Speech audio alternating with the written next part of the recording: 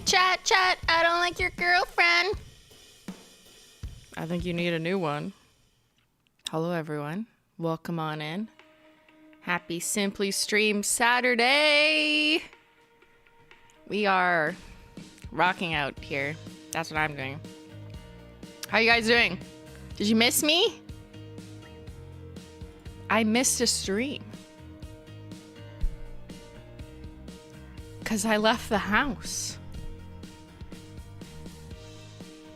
I'll tell you all about it. Don't worry. You know, it's funny. One reason why Ben and I, like one of many reasons that I've already gone over, kind of stopped the podcast was like in part because we had nothing else to talk about that didn't get into drama or whatever. And then we're like, well, so like we never do anything either. So we have no stories to tell. Like if we're just at home working, like what are we going to say? So he always used to say like, yeah, we have to literally do things in order to be able to tell stories. And I did something on Wednesday. I went to the Avril Lavigne concert. And I don't really go to concerts. I mean, I did go to the Taylor Swift one. That was mostly a gift to some of the members of our Holo Taco team who are big Swifties. But a concert is very different if you really identify with the songs being played or not. Do you know what I mean? Like, it's a very different experience. And then there's other people who go to concerts just because, like, they like going to concerts. Like that, the event, the getting ready, the loud music, the people, and, you know, some people enjoy that. And then there's others who are just more like just interested in the artist or the song or whatever. So yeah, I'll tell you all about it. Welcome on in, everyone. It's Simply Stream Saturday. Today we're finishing this, maybe, as long as I don't talk too much. We are almost done. So that's my goal. That's the goal. We'll see. But for now, I'll hang out and tell you about everything. Good morning. Hope you have a fantastic weekend. Thank you, Bruner, Facebook mod. We do hope everyone has a wonderful weekend. Was Avril in Ottawa? Yes, she came to Ottawa. One night only on Wednesday. I was there. I live here. Hello, did they give you your chain back? No. Not yet, but we might go to the Lost and Found and see if we can recover it. Yeah, I'm going to walk you through my stories and go through it, but some of you would like know already what happened. Hello, Christine. You know I'm going to ask, what tea are you drinking? I didn't know that's what you were going to ask. I thought you were going to be like, what? Give me the exact date of the next collection. So thank you for asking what tea I'm drinking. I am drinking a Simply Special breakfast blend with an inch of oat milk, which is my usual. I'm very predictable. It's not very complicated. So yeah, that's it. Brits would hate me with the level of oat milk in this tea, but whatever. I'm Canadian, eh? I love a breakfast tea. I don't care if it's 9 a.m., 12 p.m. My cutoff is probably 5 p.m., but I could drink a breakfast blend all day. Best time of the day. What are you guys drinking? Java?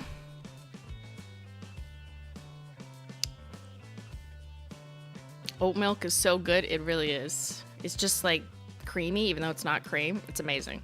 I love it. Water. Stay hydrated. Good job, mods. I drank a lot of water at the concert in between the other drinks that I thought were free, and they weren't. Okay, we'll get into it. We're just hanging out, though, so no fancy, lazy reader glasses, although I still have them. None of this stuff today. I'm gonna put my glasses away, you know. They're not very cool.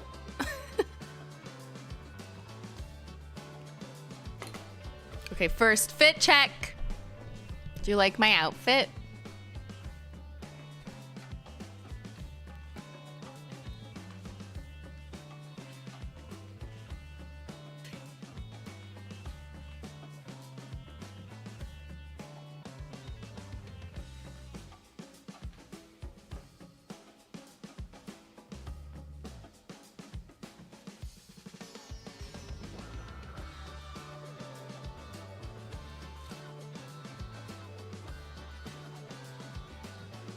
That's a pretty cool back. Official concert merch. It says Ottawa somewhere. Can you find it? I can't read backwards. Wait. Right there. No. Ottawa! That's me! I am Ottawa! You like the colors, right? Black and pink was all I wore growing up. I'm a true OG. That's a pricey fit.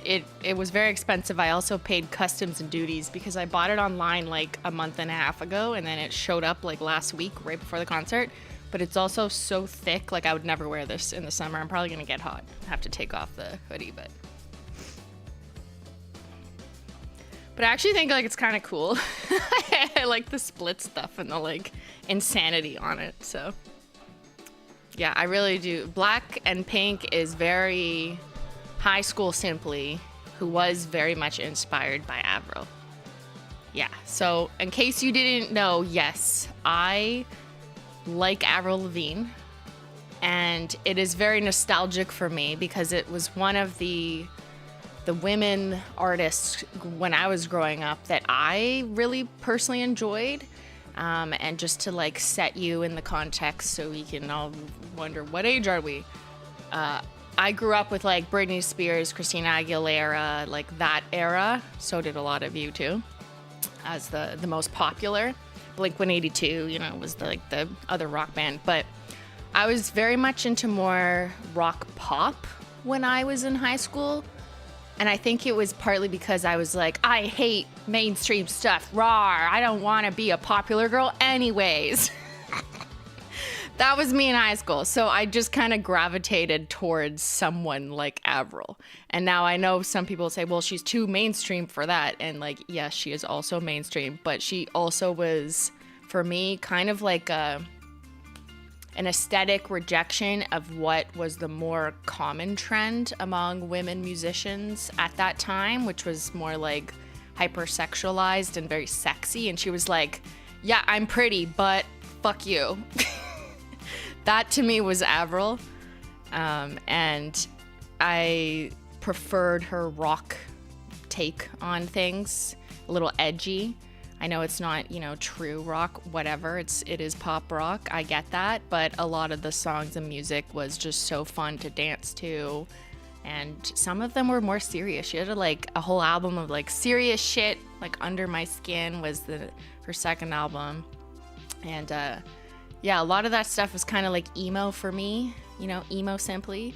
And I was more the not popular type of girly who wore cargo pants and chains and sometimes accented with hot pink. I dyed my hair weird, big stripes, like you saw some of that stuff. She was like the Billie Eilish of the 2000s, kind of, maybe.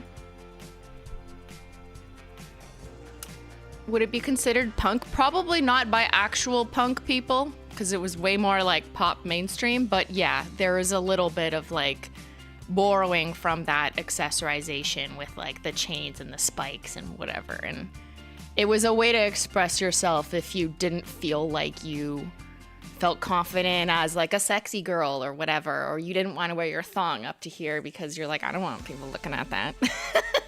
Which, yes, people wore their thongs in high school all the way up to here, their G-strings. That was like a whole thing. Some of you know what I'm talking about. That was a thing. And then there was some girls who were like, I don't feel comfortable doing that. I don't want to do that. I don't think I look good doing that. I have poor self-esteem doing that, or that's just weird. And then they were like, I'm going to dress like Avril Lavigne instead and wear giant cargo pants and chains and look really unappealing to men. So that's what I was into. That was my high school aesthetic. And to be quite honest, at 35 years old, like I still like that aesthetic. I'm so mad that I donated, lost, whatever, so many cargo pants, because I find myself like now buying cargo pants. Like for real, and wearing them. Why did I get rid of them? I actually like the comfy, large cargo pant. Give me all the pockets so I don't have to carry a purse. It's great, you know, it's better for your back. And the accessorization for me is really fun. You know, it's like wearing like cool bracelets, a little spunky, cool nails. That's when I started getting into nails, was in high school. I would do like bright colors, X's, dots, lines, and stripes all over. And yeah, the 90s aesthetic is, well, it's more like 2000s, but that aesthetic is back because Gen Z realized just how cool we are. It only took them turning into a late teenager, early teen. I guess that makes sense. You know what I mean? It's just the cycle of fashion. But yeah, that is my aesthetic. So I grew up with Avril Lavigne. We're also both Canadian. She's from Napanee, which is only a couple hours away from Ottawa. So for me, it was kind of like, oh, she was just like, you know, a girly not that far from me. And I think she's only like 2 or 3 years older than me. So we are close in age. No, I didn't meet her. I don't know her. but I grew up really liking her stuff and her style. I'm currently designing pants for my sewing class. I also want to make a pair of zip-off cargo pants. That's cool. That's very cool. Will you poll us? Okay. What am I polling you on? If you like Avril Lavigne? That's not really a good question, though, because I know some of you are like, no, or you just don't know. What's a better question? Are we meeting Avril? Yeah. Okay, I'll go through my stories in a second.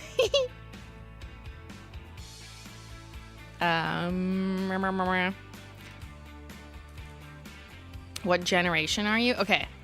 What generation are you is probably better. You know what I was surprised, though? There was, like, people 15 years younger than me at the concert. And I'm like, I don't think you were born when she was, like, peaking. Like, what? I'm so confused. I mean, I know it's possible to discover artists 15 years later, and that's, like, kind of cool. Just like how my era was into Nirvana or something, even though they've been around for, like, 10 years before. We were like, they're so cool. And it was like, okay, you're too young to know. But yeah, there was a lot of young people at Avril's concert too, and I was like, really? I'm sad that they didn't get to experience what I did, you know, in the 2005 era. Okay, what generation are you? Gen Alpha. You are too young to be here. Fuck off. Just kidding.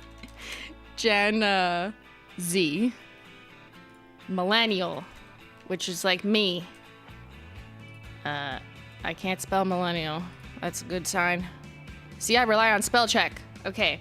Gen X or Boomer? Sorry, I have to lump you. I don't have more poll options. Gen X or Boomer? Or older? Are you older than a Boomer? What?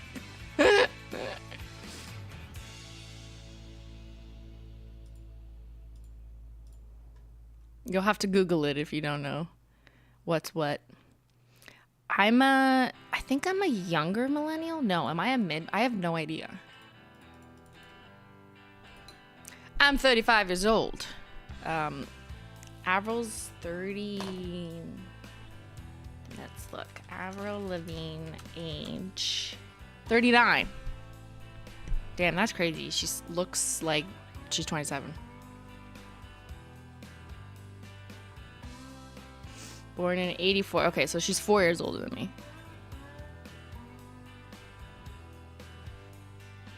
You're smack dab in the middle of millennial. Okay, I'm right in the middle.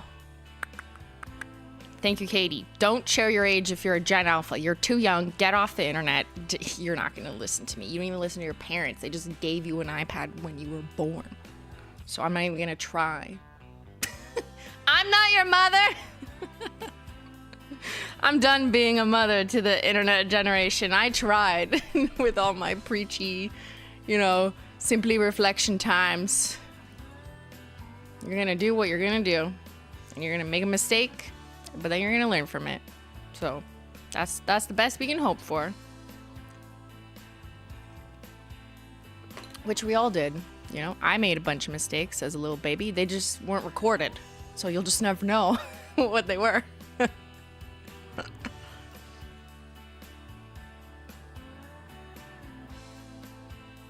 Don't give up internet. I'm not giving up. I'm just saying, like, no one's gonna listen to someone being like, get off the internet. What am I, like? I'm not your mother. Okay. What generation is chat? Wow, 0 Gen Alpha. Okay, good. 56% millennial. That makes sense. You're around my age. I think the average age we did this before was like 29, so a bit younger than me, but still, you know the references and it makes sense, right? This is kind of like a self-selected chat or audience generally, because you tend to watch people slightly older than you, but that you still identify with, and that makes sense, and that kind of carries over time. So I don't have any babies watching me. Gen X plus boomer and older. We got 11%. Shouts out to all the boomers in the chat. Is that Ben? And Gen Z, 32%. Okay, no, that's great. Good to have you here. I feel like even though I am a middle millennial, I identify a lot as a Gen Z with a lot of things. Just like some of the memes I'll see about like millennials act like this. And I'm like, no, I don't. I act like the version, the stereotype of Gen Z. Depending on what it is, not all of them. Hi, I'm a fossil. Welcome on in to the dinosaurs. Leila Gonzalez.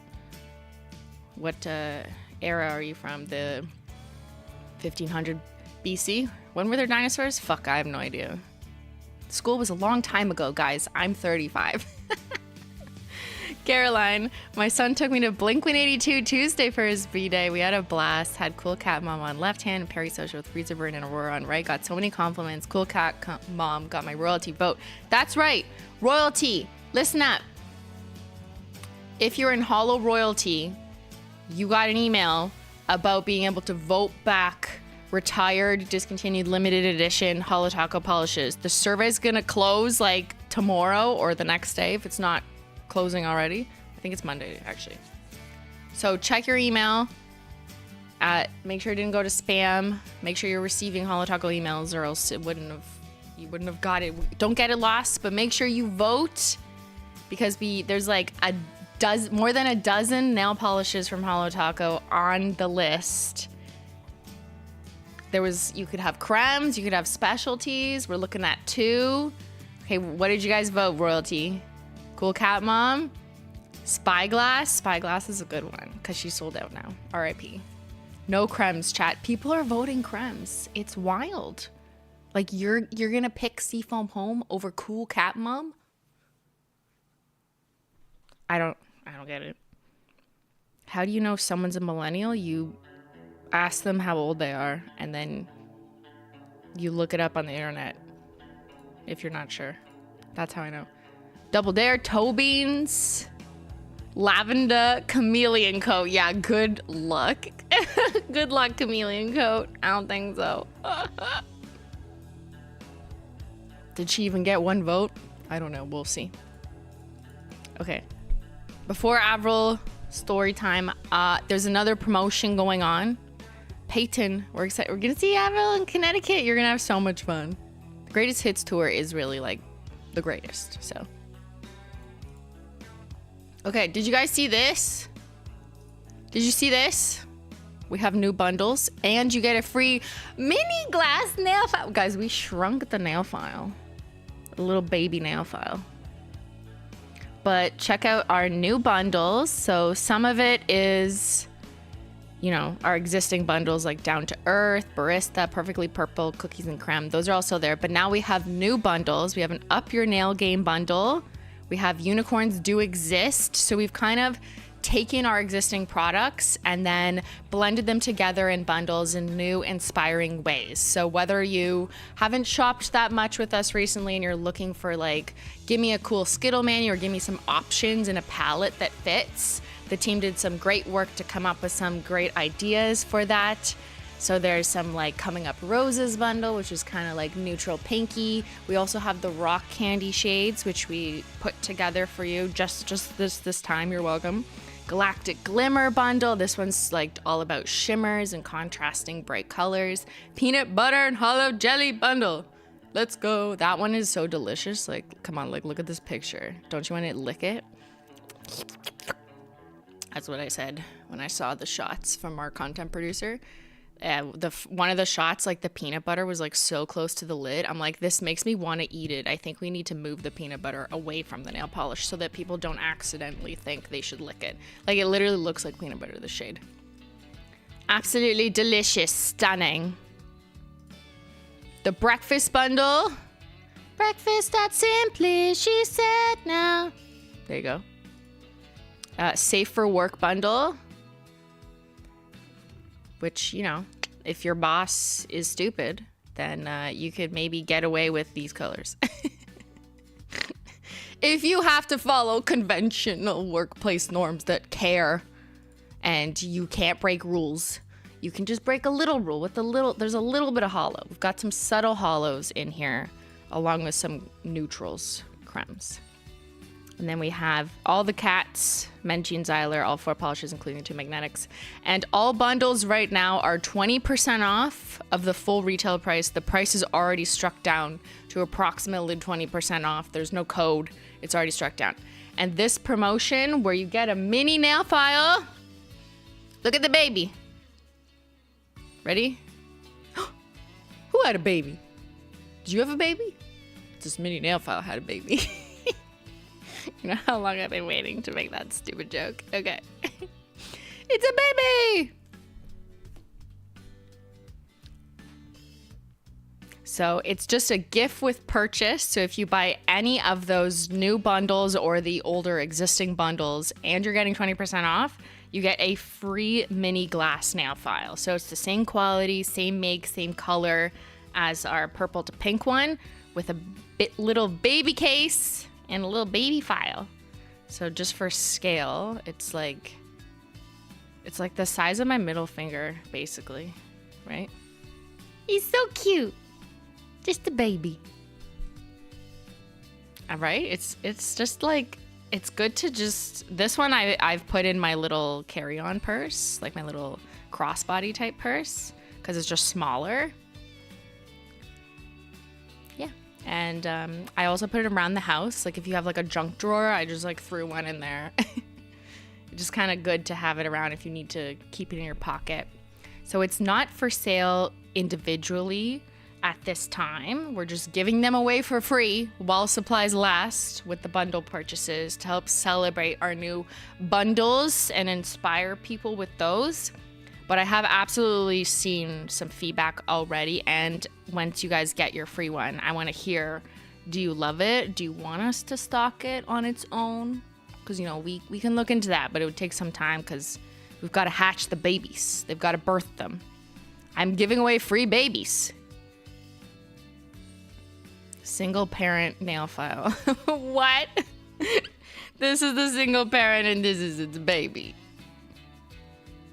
Jumbo nail file one. I don't think you need a jumbo nail file. But we could have a whole family of nail files. That's kind of funny. Yeah, it's great for traveling or just like a quick like ch-ch-ch. So yeah, that's what's going on. And this promotion with the bundle sales at a full 20% off, plus the free mini glass nail file ends tomorrow at midnight Eastern. And then there will be no mini nail files for now. But I totally hear you guys who want an opportunity. You know, if you don't need a bundle, I hear that. So it's going to take me some time, but I got to go back and ask about having more babies. I saw Metallica for the 5th time last night and found myself matching the color finish of the guitar's HD polish. That was new. That's fun. I did my Avril nails, as you guys probably already saw. Ordered 5 bundles. What? May do another order. I might have a polish problem, but I need that baby file. Okay, you're getting a lot more than a baby file with 5 of the new bundles. That's great though.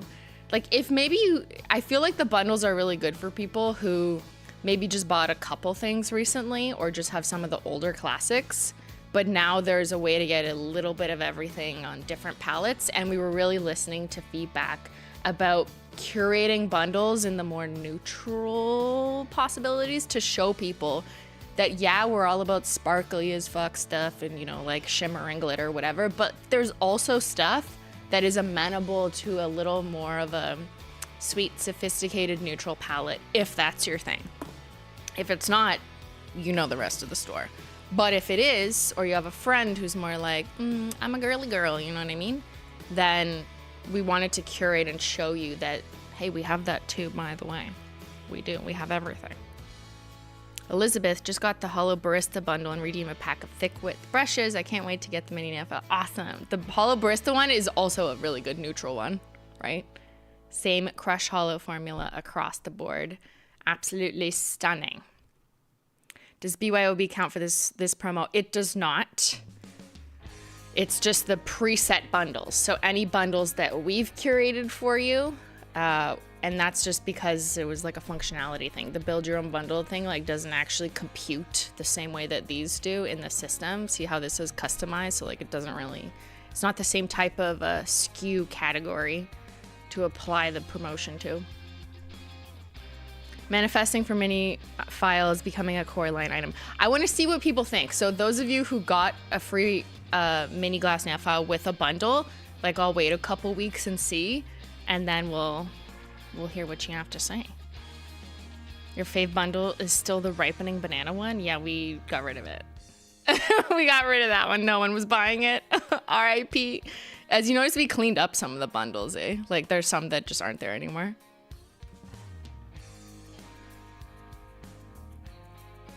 All right, so who wants to go over Avril Lavigne's story time? Woohoo! Okay, and I'm like sweating in her hoodie. This is a very thick hoodie.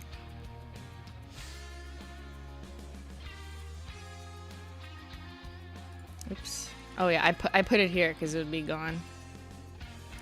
So I'm gonna have to mute it. Hold on.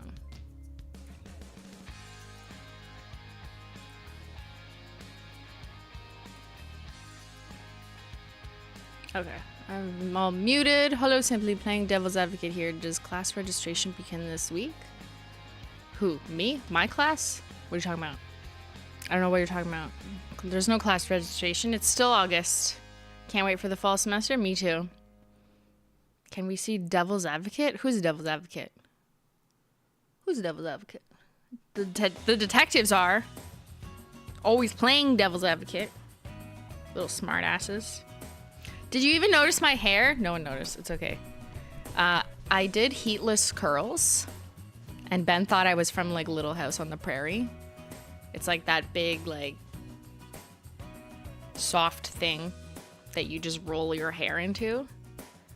And then I unrolled it this morning.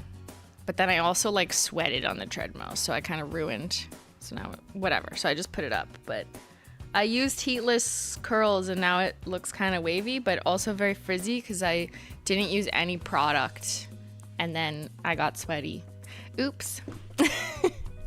Anyways, I was just playing with it. It gives it more volume, which is nice. Okay, back to Avril. Stop distracting me. Okay, ready? I went to the Avril Lavigne concert.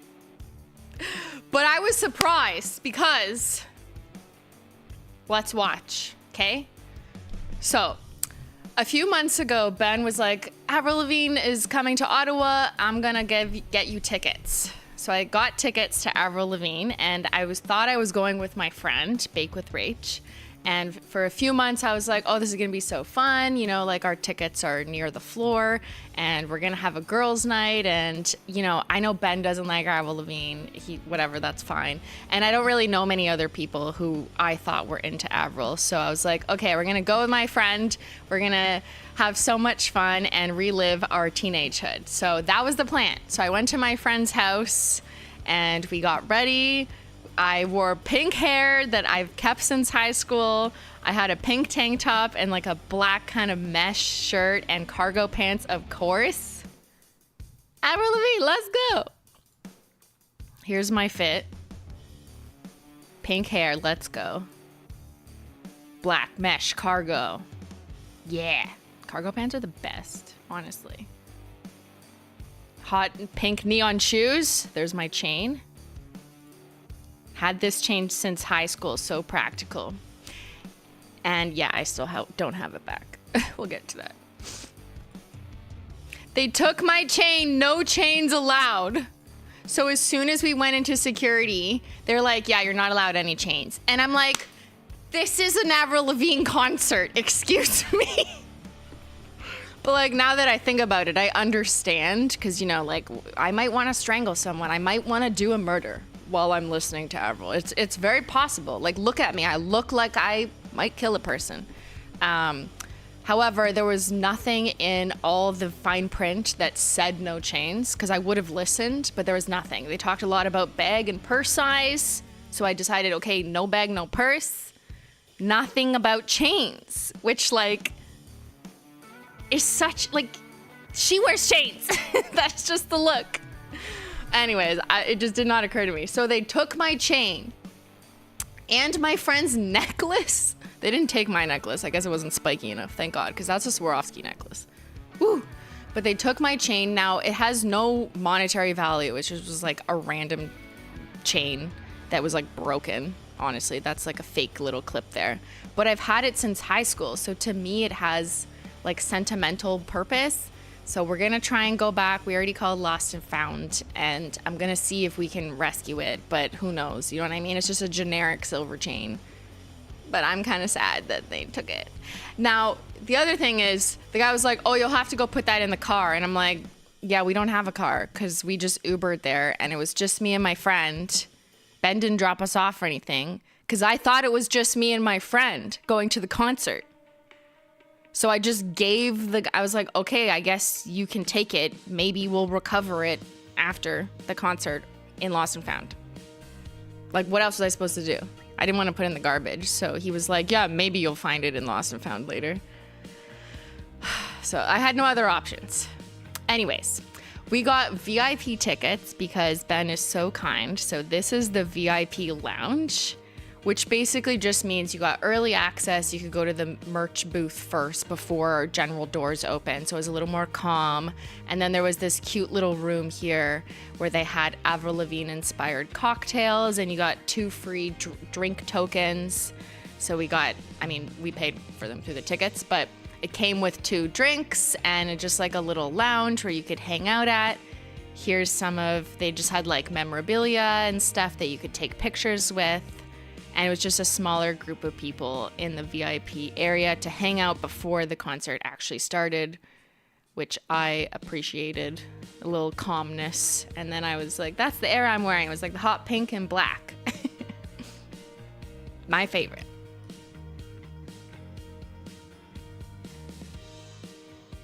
There was this background you could pose with. They had like a big, like a beauty guru light there, and then they had a tablet where it was like consent to whatever, and then I was like, I'm not giving my likeness away.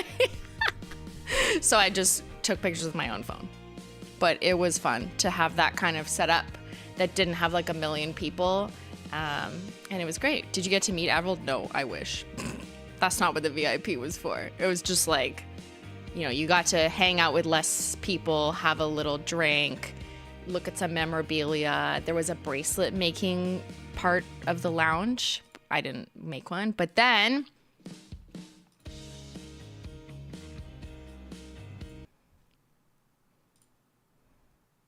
okay, Ben just showed up. I'm here, hello. And I was like, why are you here? You know, it's a girls' night. What are you doing? And then hello. He takes me to this. Excuse me? I'm sorry? Excuse me? That's his name? Okay, Ben just showed up. We will pause. And I was like, why are you here? You know, it's a girls' night. What are you doing? And then he takes me. Ben? Excuse me?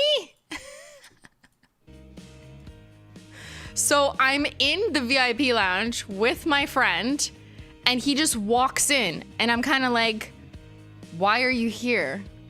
Like, my face was like, I thought me and Rachel were just doing a girls' night. Why are you here? And then he was like, I have something for you. And then I was like, shut up. We're not meeting Avril. Because I was like, what could it be? Like, why would he be here? I'm like, we're not meeting Avril. That doesn't make any sense. She's about to perform. Like, that makes no sense. And then he's like, no, we're not meeting Avril. But for a second there, I was like, what else could it be? So then he walks us, he's like, okay, we're leaving the VIP lounge. And I'm just like, why? It's nice here. And he takes me to a fucking suite that has his name printed on it. He told me we couldn't get a suite because I asked like a few months ago. I'm like, oh, could we, you know, are there suites we could rent? Like, that'd be kind of cool. You know what I mean? For Avril Lavigne. And he said he tried and he couldn't get one and they didn't have any available and you had to be like buying them for all hockey season, which costs like $8 million. Well, I'm exaggerating, but you know what I mean? So I thought like, okay, whatever, you know, that's just a dream. But then he showed up with that dream. So let's keep going. Excuse me? I'm sorry? I'm sorry?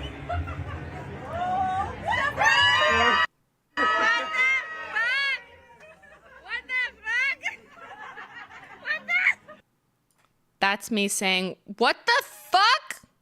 What the fuck? Like, there's a booth and there's a bunch of people there that lied to me. My sister, I had no idea. Like, I knew she was on a work trip. I even like stalked her location that morning just to make sure she like got home safe. Does anyone else do that with their siblings? And I was like, okay, good, she's home. And I guess I just never looked again. Otherwise I would have seen. But then she told me she'd turned her location off in case I looked. So she was fucking lying to me the whole time, thinking about it. I was telling her about seeing Avril the other week and asking her like, oh, if something happened, if Rachel couldn't make it, like, would you come with me? And she's like, yeah, okay, like, I guess. So they all knew and they lied to me. Look at this trio though with their cargo pants. That was super cute. They said they bought them on Amazon. Look at the shrimp, the salad. There was food. There was chicken burgers. They already ate them by the time I got there. Look at this whole suite. Like, there was charcuterie. There was a drink fridge. There was our own bathroom. I peed so much and it was so amazing. You know, like that is the true luxury, to be able to just pee whenever you want in the same room.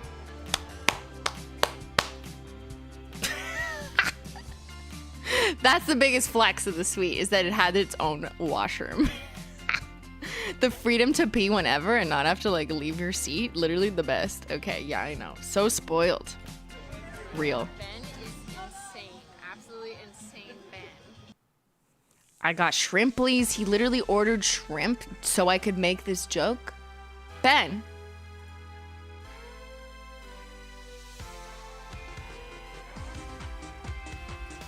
That's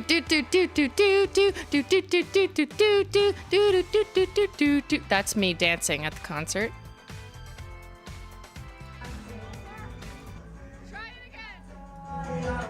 Oh, I think it's playing like Simple Plan or something, so I'll have to mute it.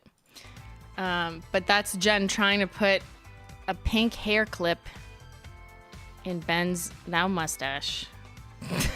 They all got like pink hair. We're the motherfucking princess. There's no others. The ones that's gonna sink in. Matt was there, your brother. Thank you, Leo. I had no idea, like, Matt was coming. Like, what the fuck? You just invited all the family members possible. Nails. These are my Avril nails, which we can take another look at. But yeah, I did nails for the concert. Skater boys. And you see, they're all wearing Avril merch. And when Ben showed up into the VIP lounge, he was wearing an Avril shirt. And I was like, what? And then he went and bought all the boys the same Avril shirt and delivered it to them before the concert so they would all look the same. So they would match. I don't even know if they definitely don't care about Avril Lavigne. But like, it was just so funny. I'm just like, what the fuck is this? So much planning. And then Simple Plan went on. It was actually two bands before Avril. It was Girlfriends and then Simple Plan. And just to trigger your memory, it was like, I'm just a kid and my life is a nightmare. Or like, I'm sorry, I can't be perfect. That's Simple Plan. That's us screaming, I'm just a kid. Sorry, I have to mute it. Don't want to get copyright. I'm sorry, I can't be perfect.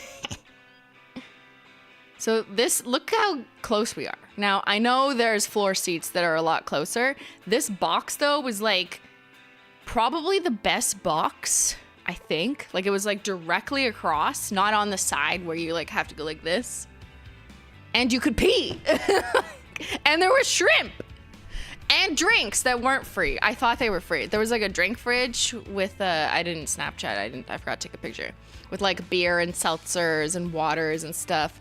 So when I got there, I'm like, oh my God, water, seltzer, give it all to me. I just started drinking. And then I was like, it's free, right? Like, you know, I'm sure this was an all-inclusive or something. And he's like, no, they're going to charge me like a hotel. And I was like, oh. So we got the bill later for all that water and other drinks, but it was funny.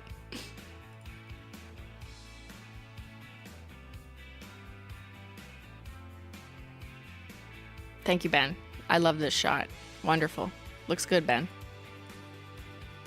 There's the girlies, and you can see like that's, so we had seats. Like I had a seat somewhere over here with my friend, but we just never went to it because like, why would we? So Ben got us, no, wait, I didn't even explain the other, and you think Ben's insane? He's more insane. So I thought he had got me and my friend 2 tickets, like somewhere over here. He actually got 3 tickets so that when he got the booth, he could come in with his 3rd ticket to the VIP lounge and get me. But he needed a VIP ticket to walk into the lounge. Otherwise, he wouldn't have been able to come into the lounge and surprise me. So he bought himself a VIP ticket just so he could come in the VIP doors into the VIP lounge and then take me to the suite. Like, the man is crazy. Like, what? Yeah, absolutely wild. Unhinged Ben. Ben is so unhinged. Very commitment. He has raised the bar for everyone. No one will be able to compete. I know. He's just ruining. All on a $147 net worth and budget. It's true. So these were the girlies who were able to join us. Again, I had no idea. My friend knew. I was like, you don't even have Rachel's number. Like, how did she's like, I text her on Instagram. So my friend lied to me the whole time. But yeah, and she had coordinated and my sister had coordinated to, you know, have some other people who were interested in Avril come. You deserve this treatment 1,000%. Thank you, small toe beans. I'm so happy for you. Glad you enjoyed your time and thankful Ben did it to bring it to the next level. It really was next level. Like, and these seats were insane and they were comfortable. Cause I think Ben knows like me going to a concert is kind of, there, I did this to my sister. Me going to a concert is kind of anxiety provoking. And I know I'm not the only one. I absolutely get that. But he knows like the booth is a bit more comfortable. You don't have to worry about that, about peeing and other things about peeing. But yeah, it was quite the experience to have everyone like screaming and dancing in the same little area. And it was just like such a good time. And then Simply fans found me because I was posting, and I guess I posted like the suite number. I didn't even think of that. But you know what? People aren't there for me. They're there for Avril. And I'd only posted this on Snapchat. I was live posting on Snap. Not Instagram yet. I put them up later.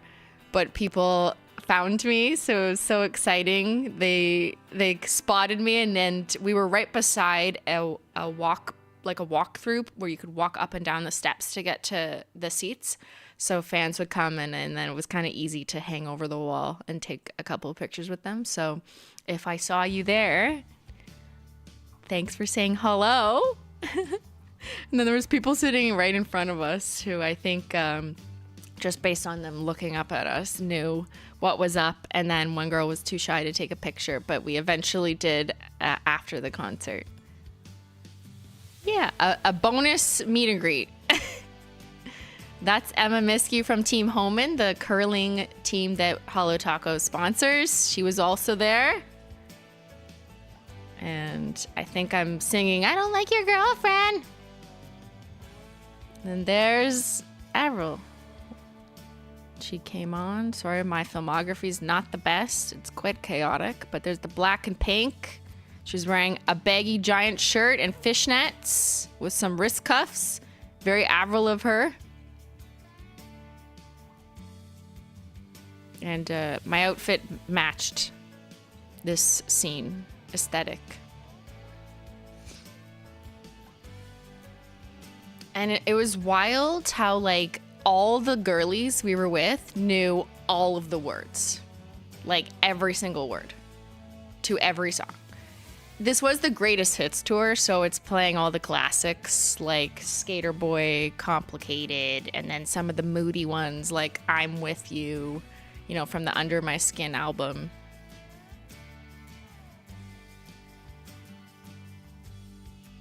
Or Girlfriend. I don't like your girlfriend. So just a lot of people screaming the lyrics that we all knew because we all screamed it 15 years ago.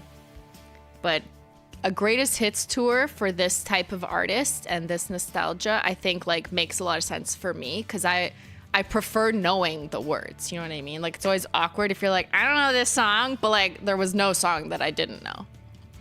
Skater Boy. Like, everyone knows Skater Boy, right? Even the Gen Alphas know Skater Boy. He was a skater boy, she said to you later, boy. He wasn't good enough for her. Look at Jen screaming. Yeah, they had like big balloon balls they threw out into the audience. Oh, we touched it. I didn't get it on camera because I was singing. But one of those red balloons that they were throwing out into the audience, it came all the way to us. So we bumped it up. And these were some more Simply fans. Thank you for saying hello. And yeah, that's it. Can't believe he got a box and didn't fucking tell me about it, Ben. And also, I did a nail art voiceover. We could watch that. How do I make this bigger? So actually, I think I can play this because there's no, yeah. Tits concert and did my nails to match. Sure you watched through for the whole explanation. Not a one album per nail kind of thing. I've done some era blending. Why'd I gotta go make everything so complicated? Starting off with my pinky nail inspired by her first album, baggy cargo pant wearing style, cold slate meets different Holo Taco greens camo design. Next up, my fave emo 2000s girl record, Under My Skin. Now I'm adding some protective peel. Did you think that I was gonna give it up to you and get polish on my skin this time?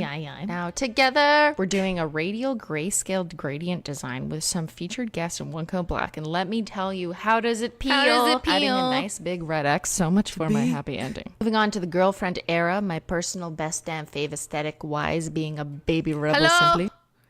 I didn't lie to you. This is literally what I wore every day. I wish I had more pictures, but like I'm wearing a mesh t-shirt with like a fucking thick tank top with a zipper that does nothing, black cargo pants, a bunch of weird bracelets. And I think I just braided my hair to make it kind of wavy. Like, I think I'm 15 there. And I'm sitting at a computer desk, probably with some friends, trying to log on to MSN Messenger. Okay? Yeah. And I hated whoever was taking the picture. I'm telling you. Like, I'm not lying. I'm not pretending to participate in a trend just because whatever. Like, no, I actually wore this all the time. I was a MySpace girly, but I never had a MySpace page. But I behaved like I did. You know what I mean? Those were the days. I was a little simply edgelord. Started off with some pop rocker because it's so good to me. Added baby. some hot wire pink for a more 3D effect before adding some white polka dots. And thought it was like so whatever. So I added a fishnet accent because I can do better. Next I merged 2 Avril eras. We have Dancing with the Devil dark red Crelly. But I flooded my cuticle and now I'm in trouble. On top of which we'll add some water, but make sure to keep your head above it and your cuticles or else you'll drown them. Added some blue shimmer to convince you this is water. And added a little heart because oh what the hell. Lastly, her more recent eras. I started with a bright red base because love sucks. Then added some balloons to remind you that I am a mediocre nail artist and I love it when you hate me. Adding some or bite me balloons because you should have known better to fuck with someone like me. If you don't like my nails, then I don't really care about. I went to the. This was actually the shortened version because Instagram annoyed me and I realized I couldn't post longer than I think 90 seconds. No. Yeah, 90 seconds. The most complete version of that tutorial is on TikTok because it allows slightly longer shorts. And the shortest one is on YouTube Shorts because it's max 60 seconds. So that was annoying. Pop off on the references. Yeah, there was a couple more, but I had to cut it down for this one. So yeah, that's the nails and I still have them on. Look, not one peely has popped.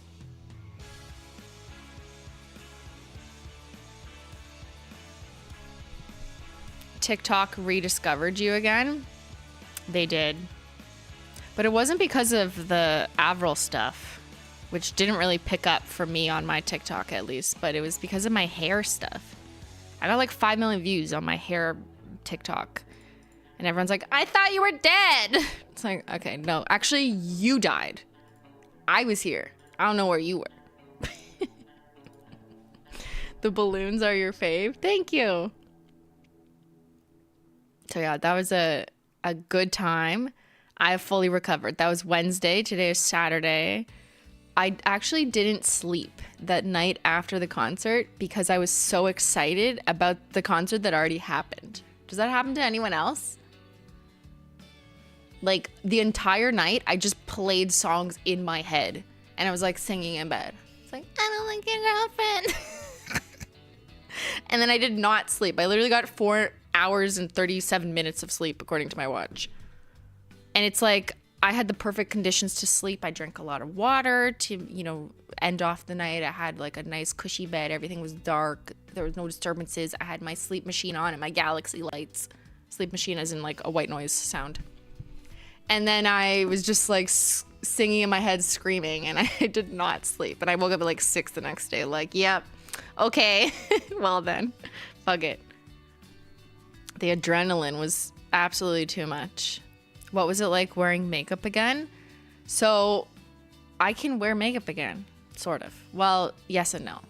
I still feel like I don't, not that I ever really did this, but I don't wear makeup on a daily basis. Like right now, I'm just wearing face cream and sweat because this sweatshirt is so, you make me so hot. You make me want to drop. It's so ridiculous because it's so fucking thick.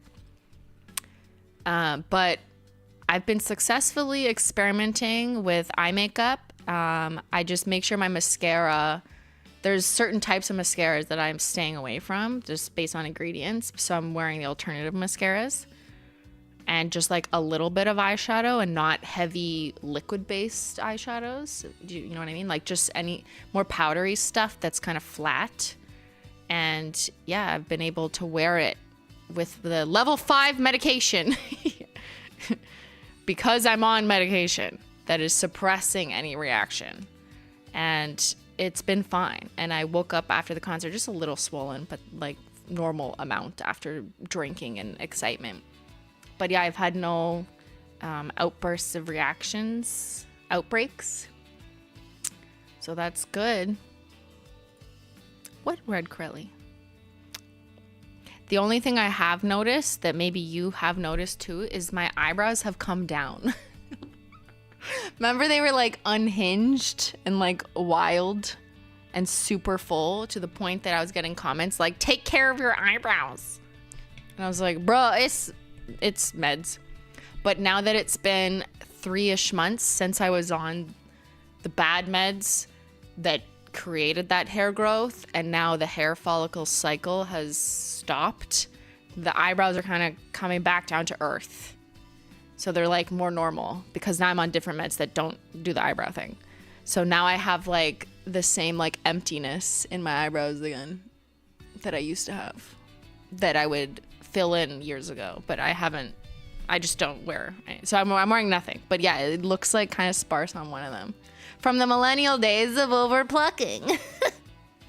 But no, I haven't changed anything in terms of plucking, filling, or whatever. It literally just like was a medication change, and now the hair follicle has gone back to normal, which I think means it's just less full.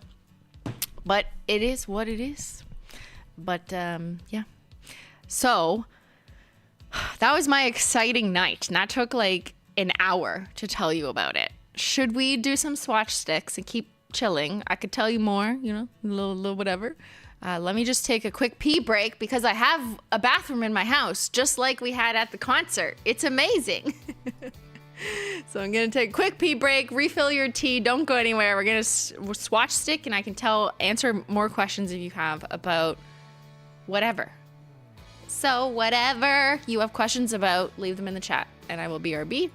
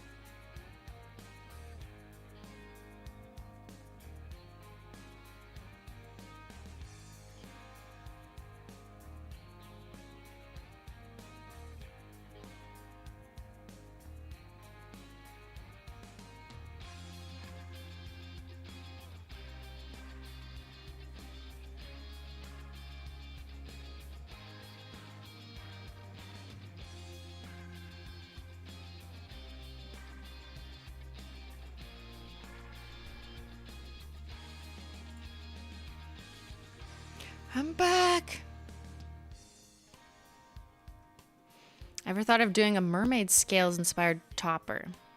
Like a unicorn skin is very much a mermaid scale vibes. What color topper would you recommend to get that effect? It really depends what you put it over. I think lunar unicorn skin over top of Crime and Punishment, if you're going for like a light green mermaid, or over top of Perry Social. Anything over top of Perry Social is very mermaid vibes as a unicorn skin, because you get that transparent iridescent flake. All right. Did you refill your tea or your water? I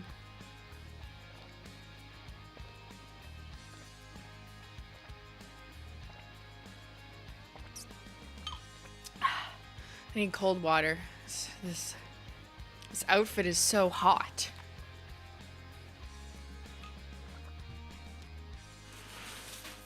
Oh, my swatch sticks.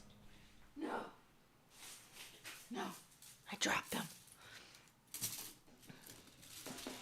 What's on your other hand? I need to change it. Like, look at this. It's Guilty Pleasure, and see, I'm hot right now.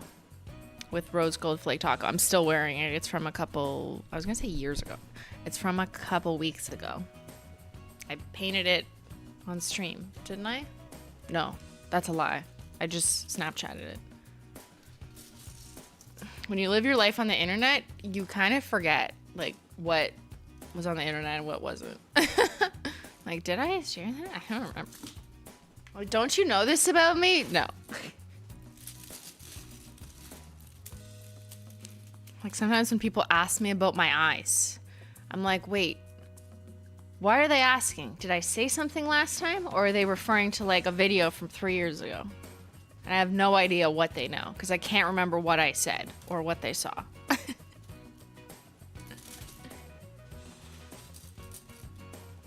Okay. Look at all this. Look how insane this is. Look at my progress. You can go change to be more comfy. Here, I'll just take this off. Okay, we're gonna strip. Get ready. Cover your eyes.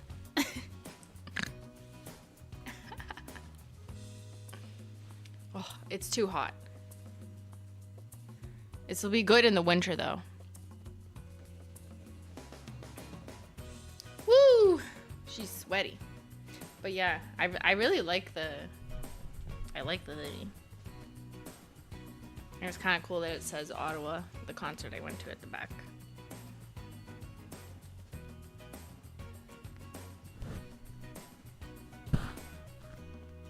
Okay, now I feel better. Yeah, and it matches the sweatpants. It's the same. That's cute.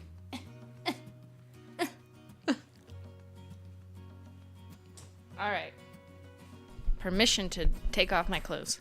Is Avril Canadian? Yes. Yes. She's from Napanee, which no one knows of, but it's just a couple hours from me. Like, it's not far. We're in Ontario, so I think that's also why I like really identified with her. I was like, she's Canadian. We could have been friends. She's only a couple years older than me.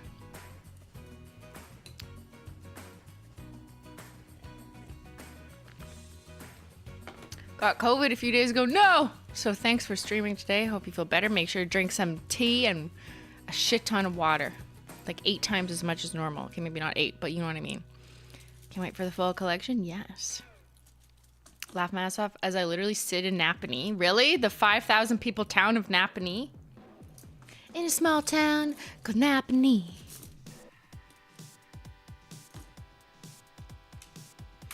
Maybe I should do a poll now. Imagine having a collab with Avril. That would be my dream. However, I don't know if like the Holo Taco audience. I feel like this is my guess, but you let me know. I think, but I'm not basing this on any data whatsoever, that Avril is disproportionately popular among Canadian millennials than American millennials. I think because of her Canadian roots. Not that she didn't go international, she absolutely did. But I do think it's a little more Canadians maybe more likely, which is hard for me to get from this data because then I'd have to tell you to not vote in a certain poll and you won't respect that. But do you like Avril Lavigne? Let's just do this. I'm gonna separate it. Yes, grew up with her.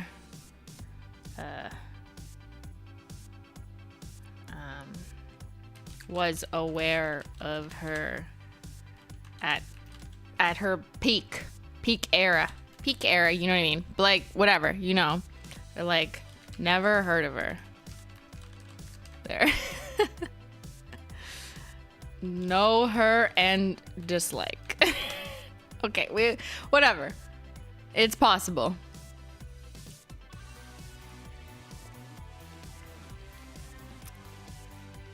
Can I answer that I literally grew up with her? Did you go to school with her? That's wild. What year's her peak? First to third album. I don't know. What years are those? Complicated to... What the hell? I remember seeing Avril clothing collections at stores growing up. I still have one. I almost wore it to the concert, but it didn't really work. I have an Abby Dawn tank top with skulls all over it that I didn't throw out. I also had an Abidon hoodie with colorful graffiti all over it that I lost. And I'm so mad because that hoodie was fucking sick. I wish I had that hoodie.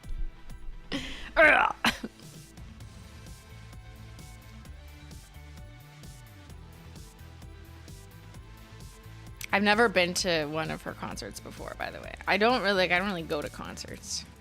That's why this was insane for me. You can imagine. Okay, I'm just doing an inventory check. We've got all the glitters and everything. These are labeled. So what was it I still had to do? Oh, the toppers. We're gonna label toppers. I know I've been talking my ass off for an hour, but together we're gonna label some toppers. Sorry, headphone users. Okay, poll results are click. 55% of you like her / screw up with her because you're a millennial, which 58% of you are. That makes sense.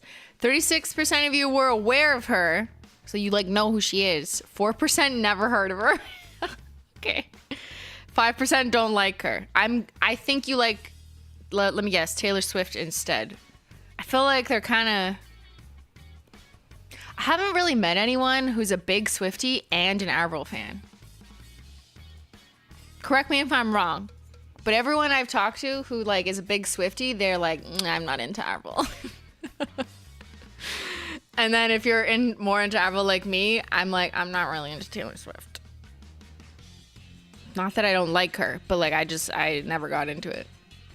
I am also older than Taylor Swift. Peak. Not her as a person, but when I was really into music, it was like before she whatever. And she was doing country music at the time, which is absolutely not for me, personally. I swing both ways, okay. I don't listen to either of them. Yeah. Does Ben like Avril? I think so, but he probably likes Taylor Swift more. That'd be my guess. Lady Gaga instead, okay. She's 34. Yeah, sorry, I didn't mean like our actual ages, but I think Taylor's had a different type of peaking trajectory than Avril. So it really is kind of an age thing that can be part of this factor. I think. Not always, but. Obviously, it's possible to like both. Based on the chat, like, there's not a lot of people who are like, I love both of them. I mean, okay, well, now there's a few people saying yes. But yeah, it makes sense. They don't really do the same thing. Okay, but nothing is a competition. You can like who you like, obviously. You ignored my super chat? Okay, relax. We're talking about Avril Lavigne. Are there more than 7 nail polishes? There's a lot of nail polish coming out. Don't worry about it. You're gonna be eating so good this fall. Fall's gonna come and it's gonna deliver a harvest. The biggest spread, like as if you got a box at the Avril Lavigne concert and there was charcuterie and shrimp and drinks and salads and chicken burgers. You're gonna get the biggest fall harvest. You're gonna be eating good all fall. Nom nom nom nom nom nom nom. Okay, everybody, let's get to work. Stop distracting. All right, here's our tacos. Speaking of food, and I need to label them. Stunning. So I'm gonna go ahead and open up your brother. If you are interested in what label maker I'm using, it is in the video description box. I also put the labels, like the size that I use, in there for you. Oops.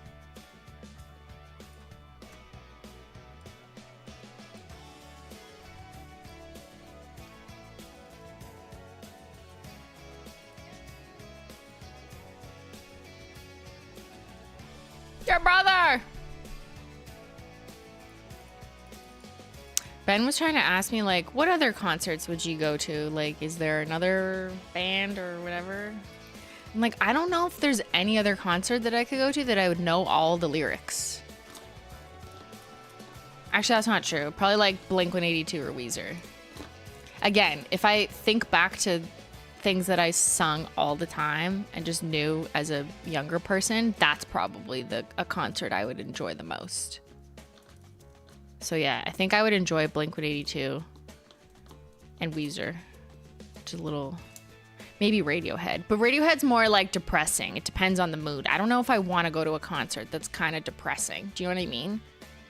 At least Blink-182 and Weezer have a little more upbeat with just the occasional depression song. But I do like Radiohead. But I just feel like it'd be a different vibe.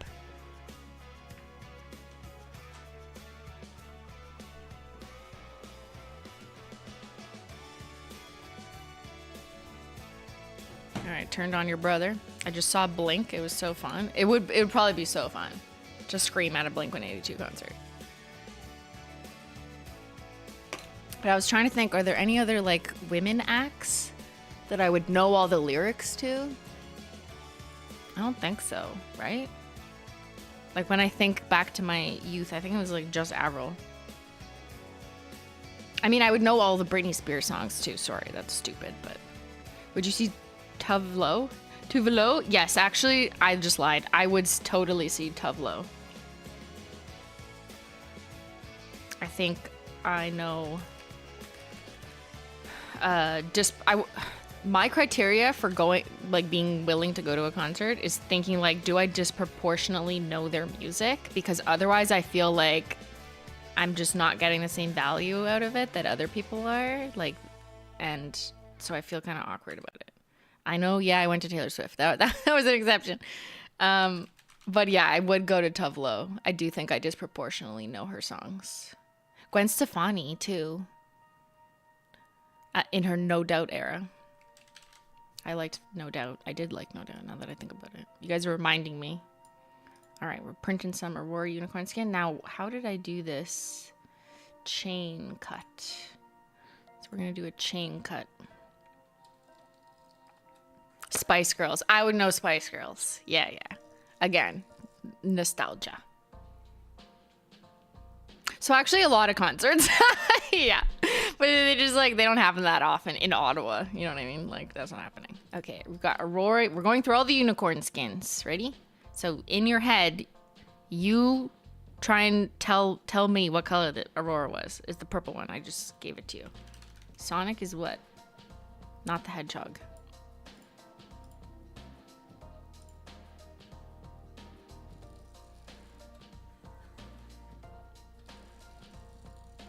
Evanescence is playing, but I feel like I wouldn't know more than like 2 songs off by heart. Do you know what I mean? So I feel kind of like bad, like maybe it's not for me. Also, why did this get fucked? Oh no, we have to change the label. Okay, hold on. We ran out of labels, everybody. Don't worry, I bought 5 more.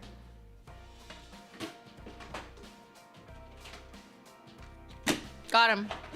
No, that's the wrong one.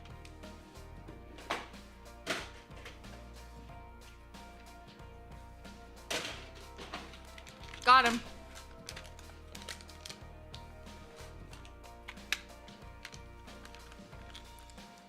Queen, go with me to a Slipknot concert? I would like to live. A Slipknot concert. What? I'm not that hardcore. I'm like pop princess hardcore, you know? These are not the same thing.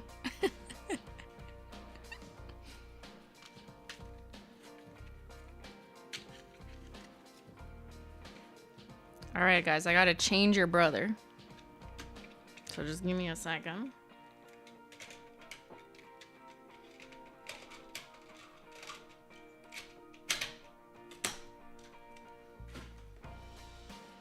We might have to do a little reprint.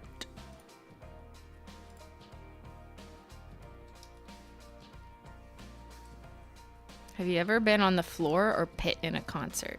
Besides Taylor. So that was on the floor. I don't think I've ever been in a pit. I haven't been to many concerts. Like, I've been to Weezer a long time ago. I've been to Metric. What else have I been to? Not that much. Like, literally. I went to Backstreet Boys when I was like 12. Go see Blink-182. We had the best time. We suffered much loss recently, and that concert was what we needed. So much fun. I saw they were playing in Toronto because Avril literally went to their show the day after the Ottawa show. And I was like, what? You were just playing your own show. Now you're at a Blink-182 concert? Wild. Crazy. Crazy how they do it, right? Like musicians screaming for hours, dancing, and then they do it every night for like 3 months. What the fuck? I could never. I could only sit down and stream for hours and talk. But standing up and dancing and singing,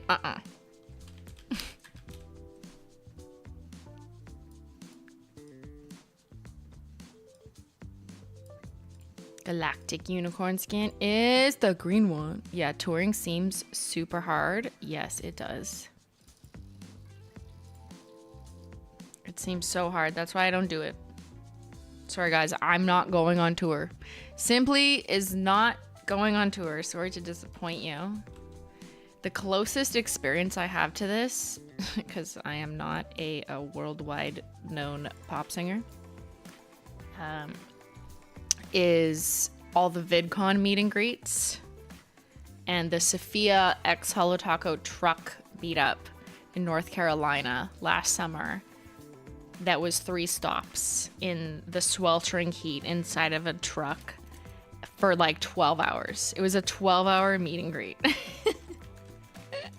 That's the closest I have. And that was literal, like, I fell over at the end of the night. I could no longer use my face muscles to smile or my leg muscles to stand. I just died. Literally fell on the floor at like 11:30 p.m. So that's the closest I can get to imagining what it's like to tour. But I only did that for 1 day. I mean, it was 12 hours long, but that's it, man. Simply tour, but it's just painting her nails on a quiet stage. I could do that. Hey guys, good to see you. So now I'm going in with a glossy taco. I'm going home to Atlanta in 1.5 weeks. My friend surprised me with tickets to Green Day, Rancid, Smashing Pumpkins, and the Lindas. I'm soaked. Is that all one concert or multiple concerts? That's wild. What do you mean you sang Hello It's Me? That is true. I didn't tour though. I just sang it. Okay, we are going on to the shimmers. Let me just show you for reference. I will stick them all on at the same time later, but we've completed the unicorn skins. Oh, I'm gonna need to print 2 of each. I'm such a dum-dum. Because I gotta put them on white. Fuck. Okay. We're not moving on to the shimmers. I gotta make 2. Why did no one tell me? Now I gotta do them again. It's fine. You guys are supposed to be paying attention, and I'm supposed to not be paying attention.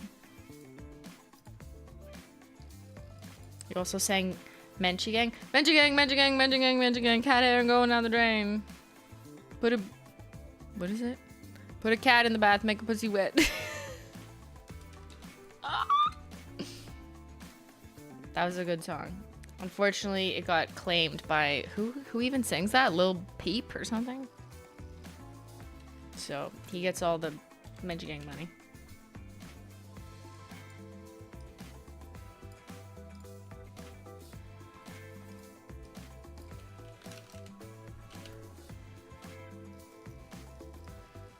That is on this channel. Yeah, that song is on this channel. What a good cover. Oh my god. Is it Lil Peep? Lil Pump? I don't fucking remember. Sorry. I don't, like, that's not a area of music that I am familiar with. Lil something.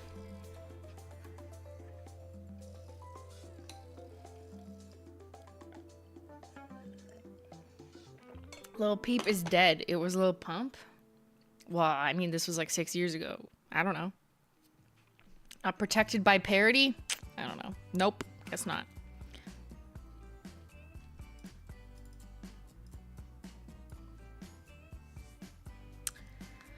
Okay, shimmers. So we're done with the skin, and now we're done with the skin, and now we're doing Twilight Shimmer. I'm just gonna print it so I can get my chain print, so I can get the last thing. Lil Peep died before COVID. Yeah, but I sang this song like 7 years ago, guys. So who sung it? Who did the Gucci Gang, Gucci Gang, Gucci Gang, Gucci Gang? Which one was it?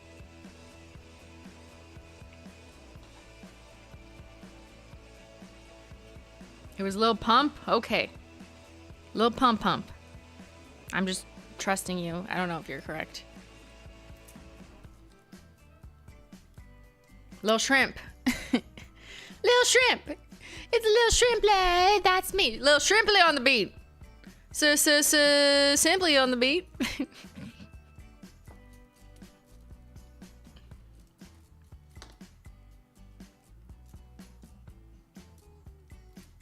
I'm just gonna take these off so they are easier to do. And these.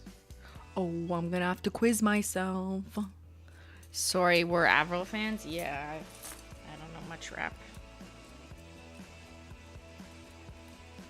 I mean, I listened to Eminem and stuff, you know, who didn't growing up. In my age, everyone relax.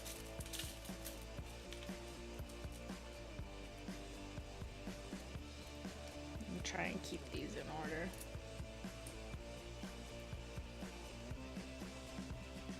Okay, I'm gonna make them in order so you can see. You can see what's what. Wow. You liked Limp Bizkit and Korn? Okay, I was not that hardcore. Like, there might have been one or two Limp Bizkit songs that I knew. But,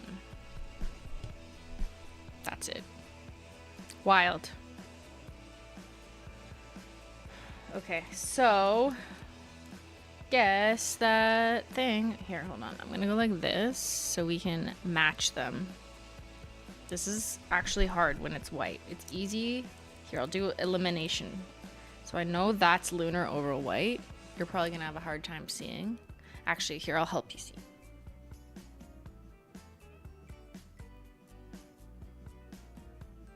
I turned down the ISO on the camera so you can see more of what it looks like over white. But I'm matching up the unicorn skin painted on black to the same unicorn skin painted on white. Because they look very different depending on the base color you put it on. Because they are iridescent flakes, which change colors. And I am just an expert in this. You will be able to do this one day with practice, I swear. But I can easily identify what's what. There. That's the puzzle. Okay, that's Aurora. Looks kind of blue on your screen. It looks more purple for me. Depends on the angle. Sonic, galactic, lunar, solar, cosmic.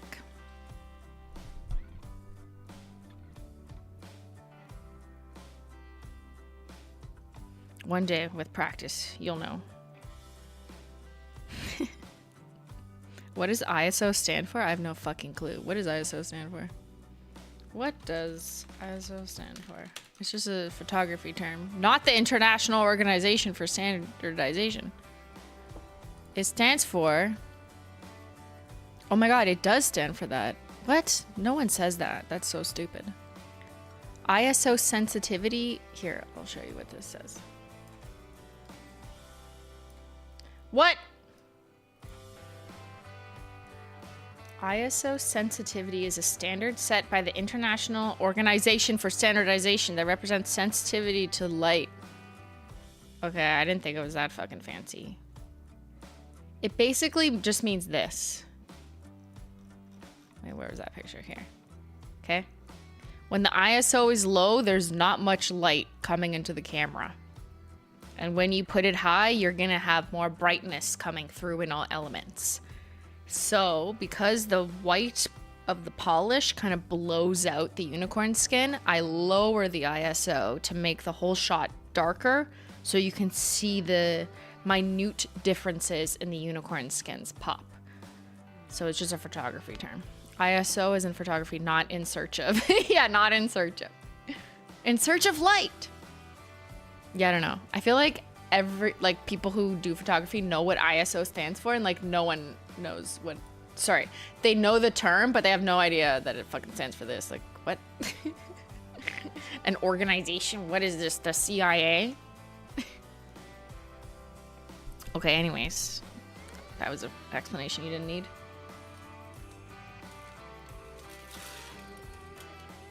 Can you kick the ISO back up one click? Yes, I can.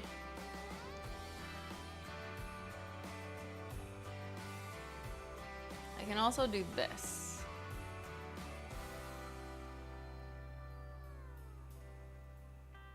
It's shaking.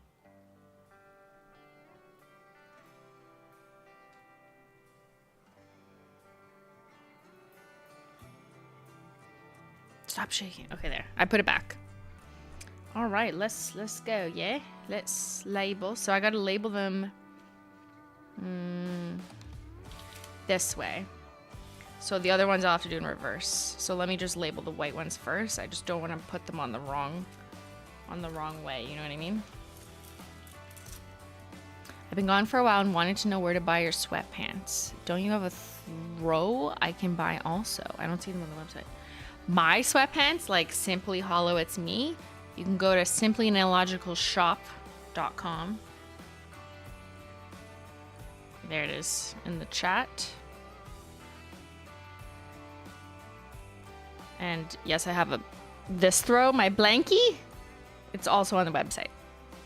And that's my official Simply merch store, where I currently have like Holo It's Me zip up hoodies,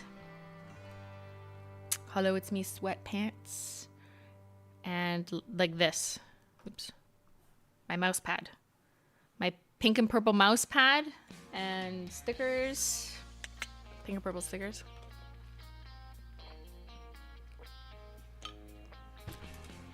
That kind of stuff. All right, Cosmic Unicorn Skin. It's at the top. Buy that merch. Buy that merch. Fuck.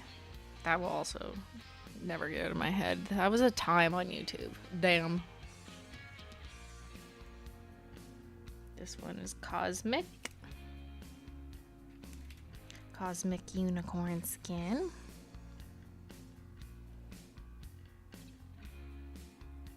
Yay, going shopping now. Woohoo! If you buy something from my merch store while I'm on stream, then it'll pop up on the screen. Well, it usually does. And but you have to leave your name. It doesn't just take from the customer order information because that's privacy. But like on the end of the checkout, it says like you can leave a message or a note. Which is like free after you purchase, but then it'll pop up on the screen. If you don't leave a name in the note, it just says someone.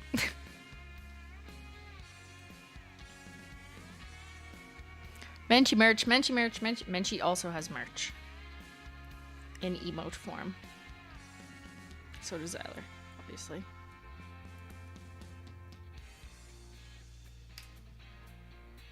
If you mix all of them, do you get something like Everything is Taco? That's a good question, Monica.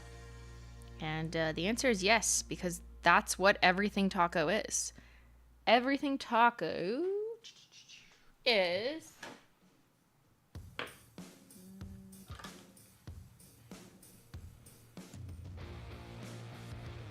all 6 unicorn skins mixed together, plus the 3 holographic top coats.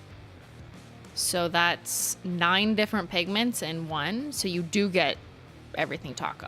Now this also has holo in it. So it's not only exclusively unicorn skins, but it's all these plus 3 types of holo. That's a lot. Okay, galactic.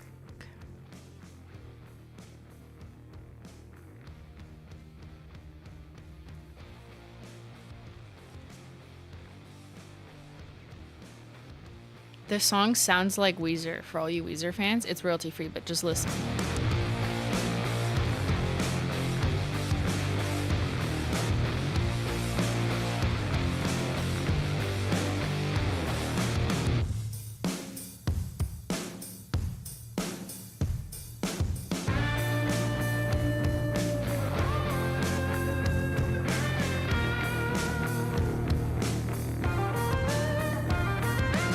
I don't know how to play guitar, but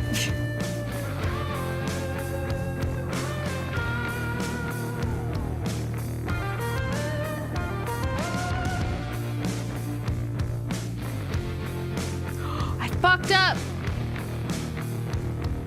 I fucked up. You are right, Chatter. I put Sonic on Solar. Oh my god, I can't read. I can't read. Back to school. Can I peel it off? Uh-oh, I've never had this happen to me before.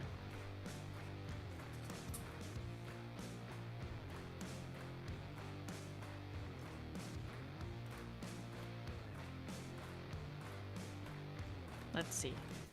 Yeah, that's such a good royalty-free song. There's a version with lyrics that I played for the retro stream. Oh, it does come off. Okay. Woohoo! Thank God. Wow, my first mistake in my entire life. That's it. Never made a mistake before. Solar, not Sonic. Duh.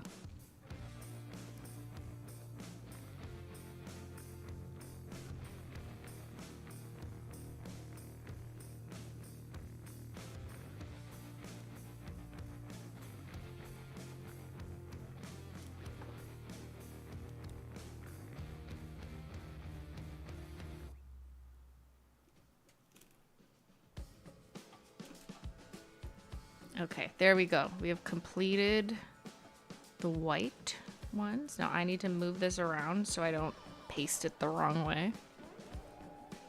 I can put these up here. Let's bring these over here.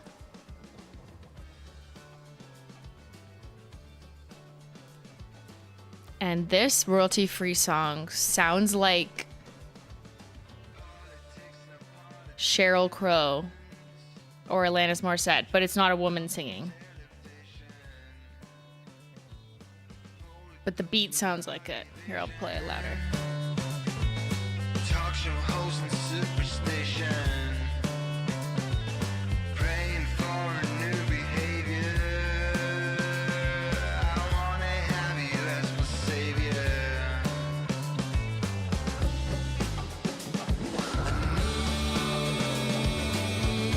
Just a little sunshine.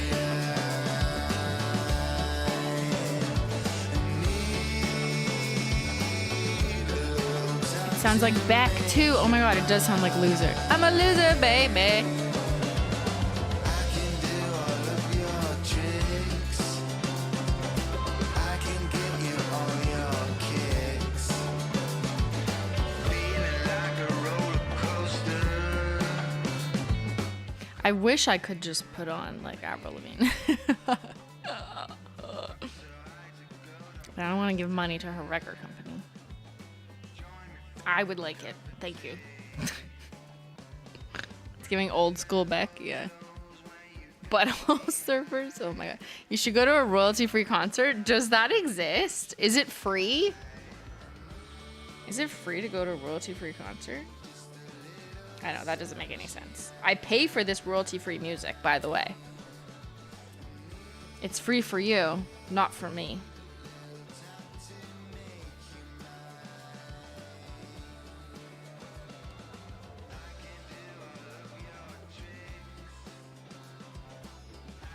But royalty-free music has certainly gotten better, and it had to, right? Because it was such trash for so long. Actually, it kind of sounds like Sweet Emotion. That's what it's reminding me of, too.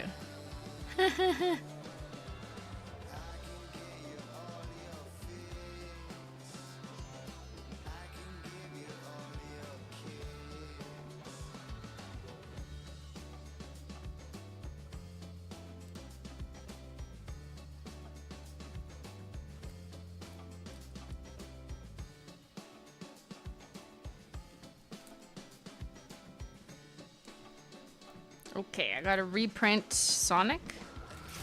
She fucked up. Aerosmith, but more the Verve. I really like Bittersweet Symphony. That's a good one. It's a good classic. But I feel like if I went to any of those concerts, like the artists you just said, I would only know like the main songs. You know what I mean? So I feel bad. I feel bad at a concert unless I like actually know all the songs or almost all of them.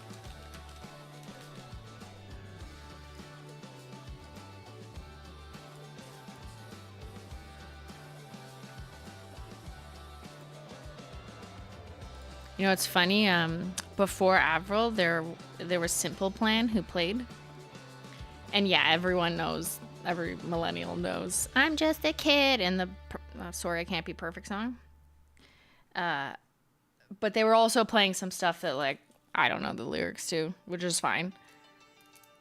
Maybe it was slightly newer, or maybe it was just less known.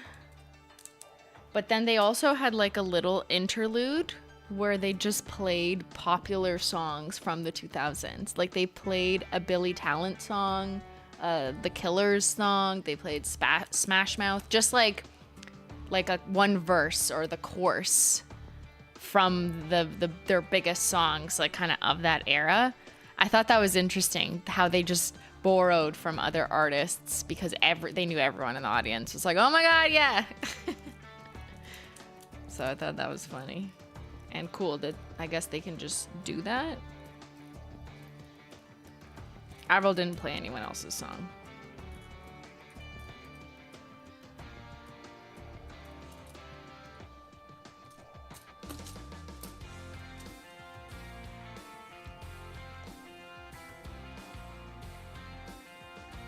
I was shocked when I found out my husband has never heard a Simple Plan song. I mean, like, they probably think they've just never heard it, right? Like, how have you never heard, I'm just a kid and my life is a nightmare? Like, come on. You have heard that in your life. Please stop.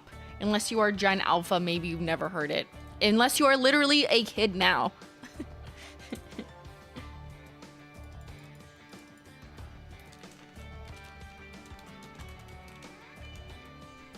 You've never heard of that? Okay. If I played it for real, you would be like, oh yes, I've heard of that. Even if you hate rock music, whatever, like someone has played it somewhere. It just like transcends music styles, that song in particular.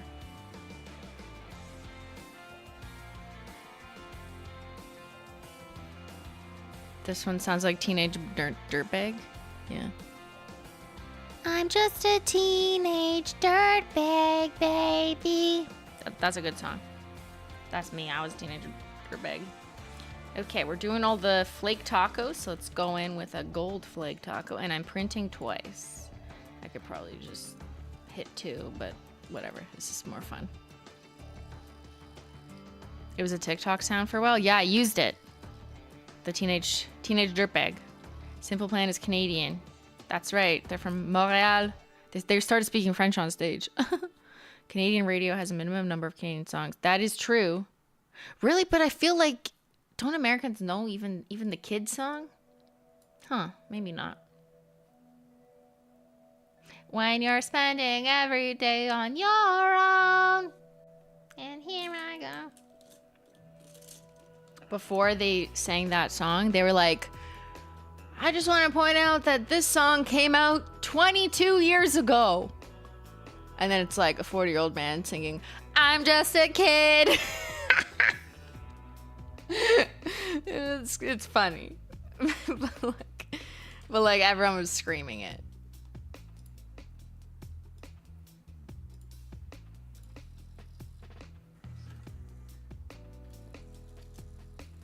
Silver flake taco, red flake taco. We got all the flake tacos. All the flake tacos up in this taco house.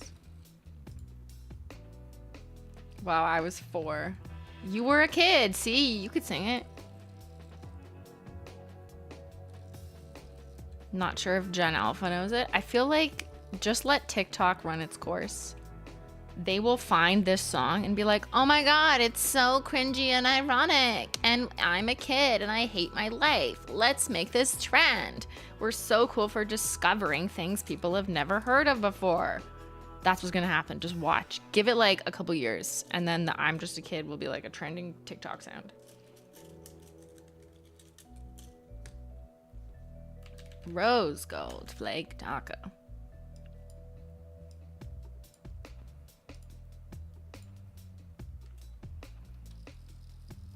Just the course, yeah. I mean, to be fair, I only remember the course. Sorry.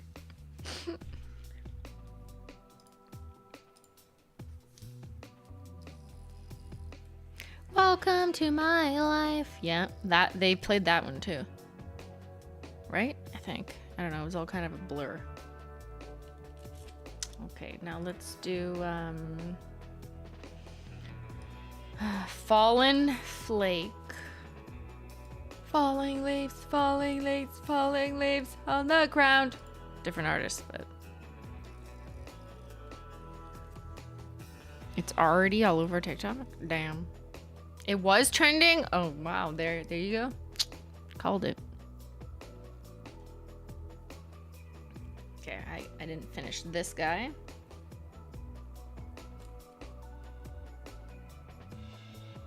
Sonic. Okay, these are done. Let's put them here.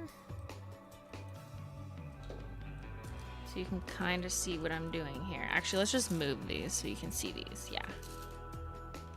Would love a bundle with 2 to 3 oil pens and refills. Well, we have the bundle now of just the refills. But we wanted to make sure that there was lower bundle options. And sometimes if you have too many bundle options on the website, it overcomplicates things for the system and you. So, look, Nicole, Nikki, Garrett purchased Simply Pink and Purple Cozy Vibes link. Was that the chatter who was like, I'm gonna buy it now? Thank you, Nikki. You'll be cozy now.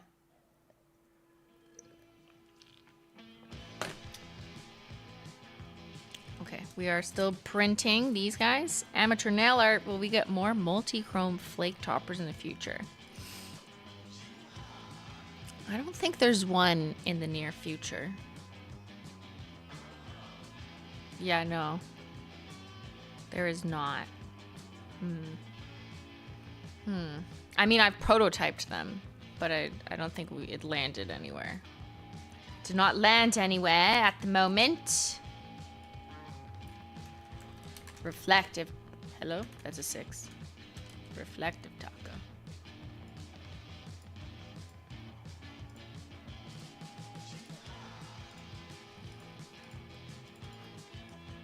Disco dust taco. That's what I ended up naming it, right? Like, don't get mad at me, but sometimes I forget. Because we have these discussions with the team. Like, should we drop taco? Or should we just have it disco dust? And then I, like, can't remember. So, because it could have been both. You know what I mean? So I'm like, what was the message? It does have taco. Okay.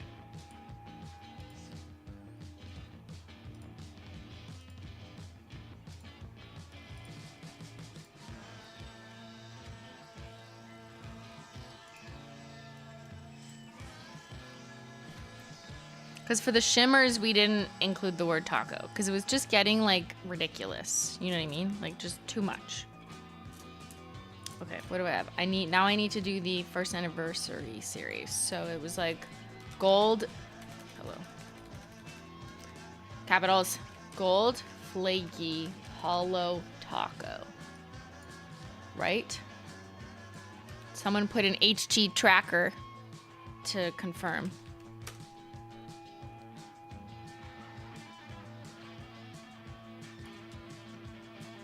This is your ultimate resource. My official list for all the shade names and historical cataloging of all the nail polishes we've released. There they are. Yes. Gold Flaky Holo Taco. OG, back when we put the word Holo Taco in the shade name. Which later on we were like, we don't need to do that. The brand is already Holo Taco. It's a lot. Are there going to be thermals again anytime? So because we just launched our first thermal collection and it was a big hit, we're all sold out now. There's not even any individual shades left. Guilty Pleasure, gone. She was gone as soon as the promotion with the mini nail file started, which makes sense to me. But yeah, she is gone. But so basically we just wanted to see how everyone responded to them, and we will absolutely consider doing more thermals. But with our timelines, it's like 8 to 12 months out of planning. So there's nothing imminent because we wanted to do a full assessment of how you guys like them. So I didn't print Gold Flaky Holo Taco yet. Let's print them. But yeah, happy to hear your feedback that you guys love them. And we will definitely look into it. They're tricky little dickies though. Thermal pigments have some of the highest variance in terms of batching and just user experience because everyone's a different temperature and blah, blah, blah, blah, blah. So like that's always going to happen. So I don't think we're really going to be going hard in like normal core stock just because it would be very difficult to maintain the exact same expectations batch to batch unless people just accept that there is a lot of variance. And I think that's hard for people to accept regardless of disclaimers. You know, people want the exact same thing that they got once, but like that's kind of not possible when you do such giant volume batches and then you're on to the next one and it's just, they just change. Tricky little dicky. Yeah, that's what I said. That's what I said. Okay, I don't think I printed 2 of these.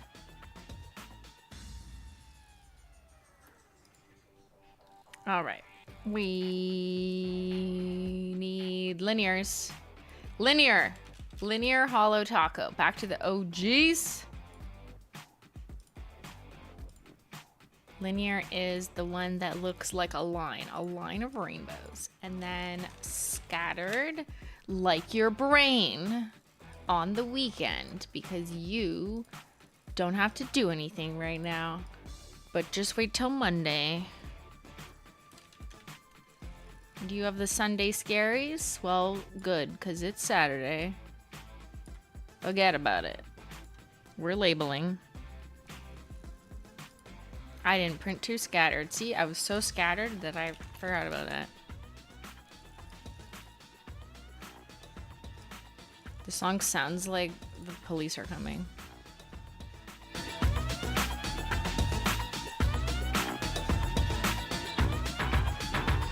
Okay, it's over. The police are coming! They're here! They're coming because I brought a chain to the Avril Lavigne concert. Oh my god.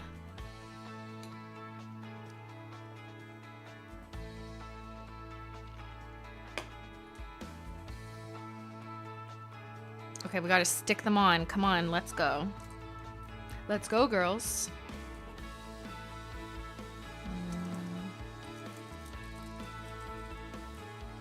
I'm turning the ISO back up. Can't reach. There we go.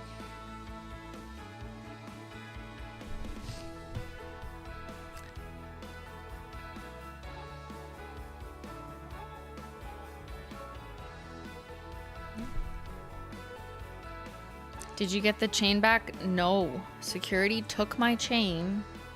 We've called Lost and Found and described it to them. And they were like, yeah, that sounds like every other chain that we disqualified. So we might have to go and see if I can identify it. But it's very annoying to have to go do that. Rose gold flake taco. And I might as well.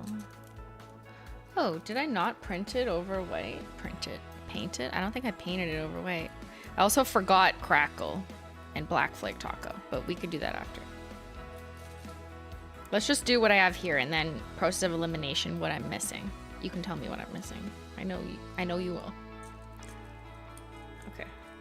Everything taco.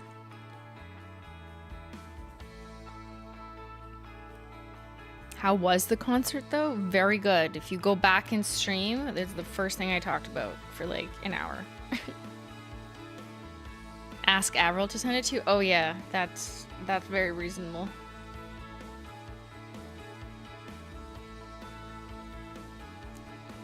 I saw like on her Instagram, which I don't believe that she manages, just based on how the content is put up. I feel like it's gotta be just someone on her team who's just managing her Instagram. So I'm like, there's no hope she's ever gonna see my stories or my nail tutorial because she probably just doesn't even go here. You can kind of tell her team does it. But like I look at the comments on some of her Instagram posts that's like, you know, her big on stage and showing that the show is sold out and all these things that your social media manager would want to put on your Instagram. But like the comments is just, I guess because I am a social media public person, I see it differently than maybe people who aren't, or just like younger people. I know I'm generalizing by age, but like there's comments on her Instagram of like people literally yelling at her on Instagram to play a specific song because they really need to hear it. And it's like, I appreciate that people have like energy and want something, but also that's not how concerts work, okay? They're not gonna just look at their Instagram and see that someone screamed at them to do something because it means so much to them, and then they're gonna change their entire set and planning after months of training because someone wrote this. Like, hello? Like, I swear someone wrote, like, I will die if you do this. You need to play this because my mom is coming and this song is what we happen when we blah, blah, blah, and blah. And it's just like, she's not going to change her set. And if she does play that song, it won't because you wrote that. I'm sorry to be kind of like a downer, but like, that's not how this works. She's not gonna like hear you scream on her Instagram. Oh my god. She probably doesn't even read them. Anyways, that's where I come from. Except I actually read my comments. So I do hear you scream. I do hear you scream at me for things.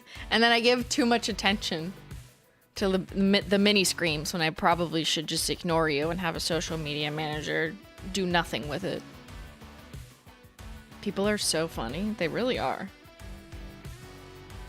Like, it's just kind of common sense. Like, Avril Lavigne is not listening to you, one individual, saying this. Like, and that doesn't mean she's a bad person or doesn't care. That's just, you're insane if you think the numbers. How is it possible that someone with that level of fame could ever pay attention that closely and make changes, you know, to their entire rehearsed set? Like when people scream at Taylor Swift to do something just for them or something, it's like, no. Her and her PR team will strategically choose when they want to appear and genuinely sometimes do things for specific people and capture the moment and then tell everyone they did that. They will be choosing those moments, not you.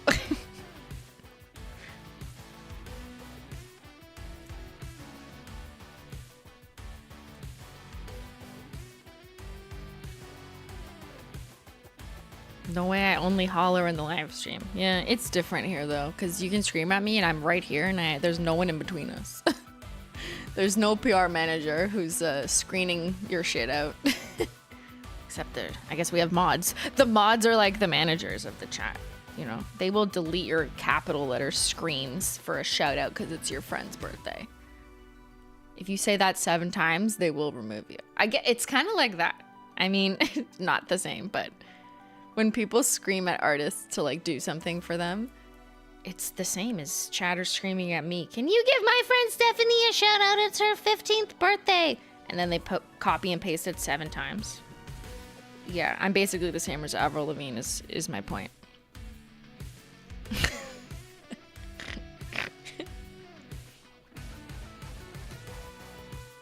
Avril needs mods. That's it. I could be her mod. Hey mods, would you mind helping me out? We could all mod Avril. We just let her know. We're available. Does she want a live stream? We could be her mods.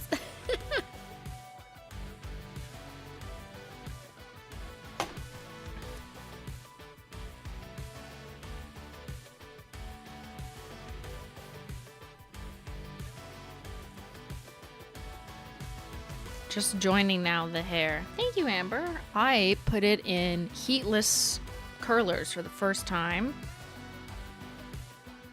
Actually, that's a lie. I've probably done it in my childhood past when I did dance recitals.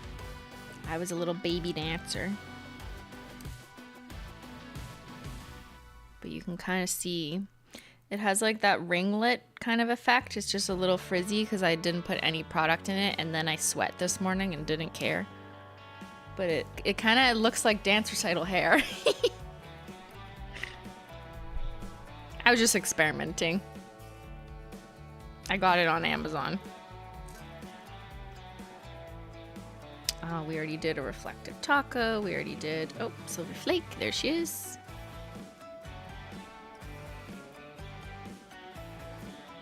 Did you add hairspray or mousse? I actually added nothing. All I did was after my shower, after it somewhat dried, I just sprayed a bit of detangler and then put them in the heatless curls. So the like little flat or soft curling thing that you just roll up and then go to bed with it. So it makes sense that the hair is a bit frizzy and it's probably not gonna last, but I was just experimenting with wearing it rather than like optimizing the curl, whatever. I don't know. Just trying something new. Do you have natural curls? My hair is naturally just like uncooperative, but also indecisive. Like it's not pin straight, but it's also not wavy. It can be wavy. It's kind of like straightish, frizz, and then some waves if I do absolutely nothing. Yeah. It's why'd you have to go make my hair so complicated? That's my hair.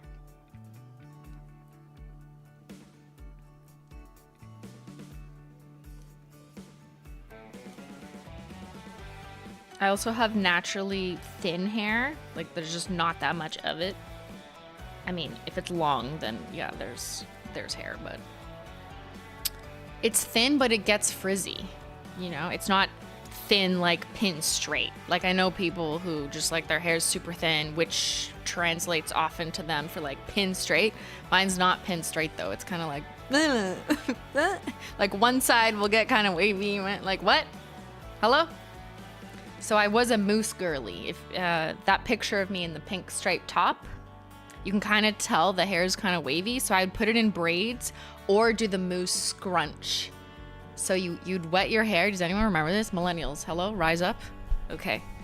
You shower, and then you go like this, and you take mousse out of a purple bottle, like shoo, giant wad of mousse, and then you go scrunch, scrunch, scrunch, and you scrunch up the curl, and then you kind of go like this. And then you kind of maybe pin it on top of your head or just leave it there if your hair is too much. And then you go live your life and that's it. You just fucking crunch that shit in and then you hope that it stays kind of curly.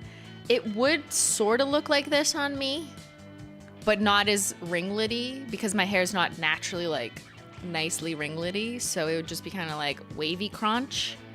Moose girl hair, basically. Yeah. Very Canadian. Or Aussie moose. Yeah, I remember that. I had the purple bottle. Was it Aussie? I don't even know. The scrunch is still a thing. Is it still a thing? I mean, yeah, it's a technique to make your curls look better. So, of course, it's still a thing. Is it the curly girl method? I don't know what curly girl method is. Is that the scrunch method? Is it the same thing?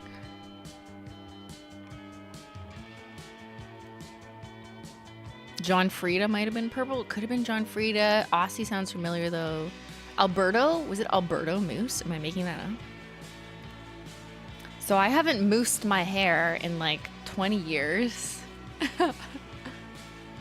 Actually, no, that's a lie. Probably like 15 years.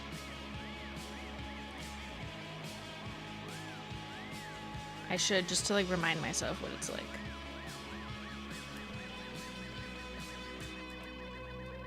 Crispy curls.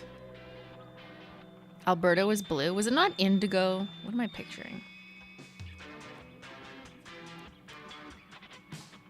Scattered Holo Taco is right here.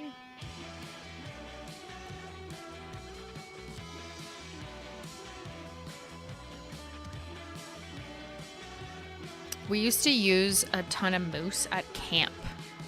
That and doing like French braids.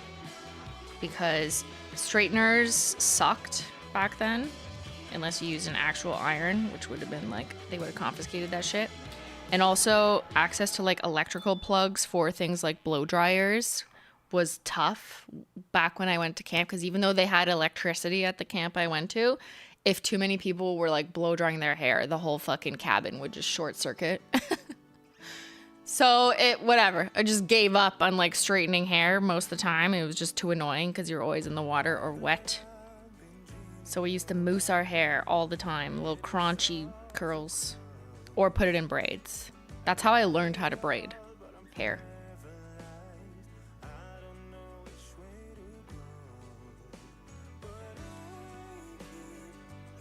The fuck is camp? You never been to camp? That sucks. I mean, some people love camp, some people hate it. I get it. I get it. It depends if you liked your parents. If you liked your family, then maybe you didn't want to go to camp. Because then you'd just be homesick and cry. Like a little lame-o. I remember those kids fucking crying. I want my mommy. Girl, your mom sent you away because you're fucking annoying.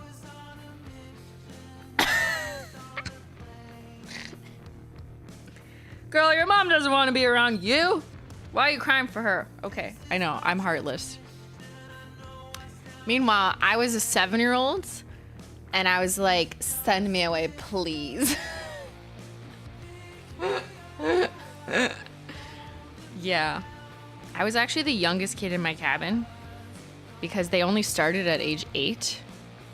But I got like special privileges to go younger. Isn't that wild? That's how independent I was at 7 years old. So everyone in my cabin was like a year older than me until the following year. You know. But yeah, everyone's different. Some people never got the opportunity to go to camp because yeah, it's expensive to ship your child away and pay to have them sleep somewhere else and get food from somewhere else at a sleepover camp. There's different types of camps. There's day camps, band camps, but sleepover camps are expensive. Obviously, who's gonna pay for the kid to live, eat, breathe? My grandmother mostly paid for my camp.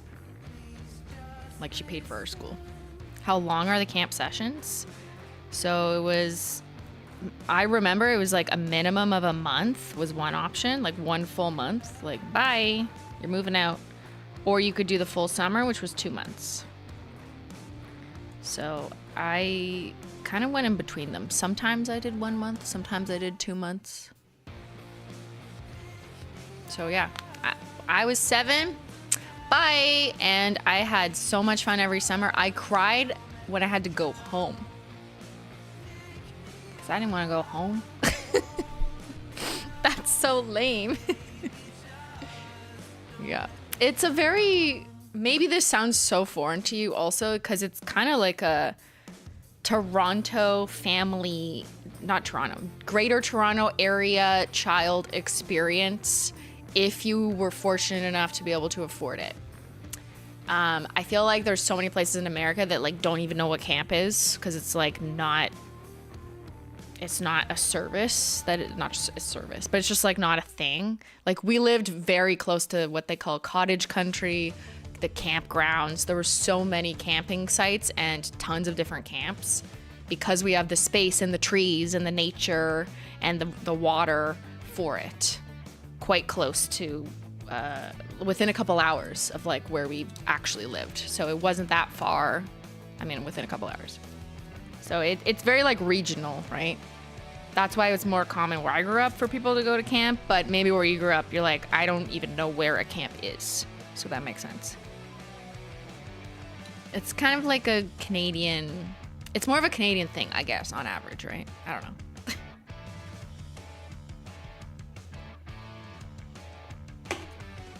This sounds like Avril.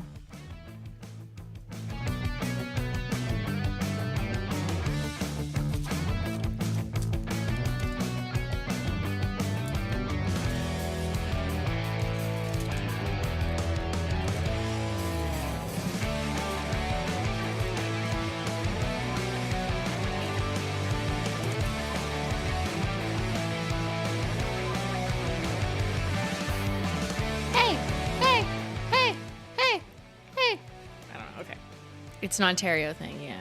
Someone asked amenities. It depends on the camp. Are people actually interested in this? Are you trying to ship your children away? It's actually smart for parents to get a break from their children and inspire independence in their kids who have to like figure shit out and learn social and other skills and, you know, with people at a camp, maybe where there's less technology. But I don't know. I'm not a parent. I just feel like it's probably overall good, I think, for your kids. If I had to guess. Amenities varied by camp, but like ours, crack. There was no crack that I was aware of, although some people got kicked out for drugs. Cracked taco shell is what I meant to put. There was electricity at mine, but like I said, if you use too many blow dryers, it would just short the circuit. There were washrooms, but the showers were shared.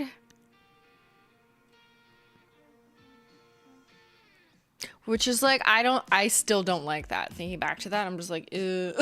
Like shared, like the ladies' showers were all open and shared. Just like picture a giant room with a bunch of fucking shower heads and then you just have to go in them. Yeah, I used to like kind of shower in my bathing suit because I was like, eh. Even as a kid, I was like, yeah. Some people don't care. I don't know. I don't really like it. But it was the cheapest way to have a bunch of showers, I guess.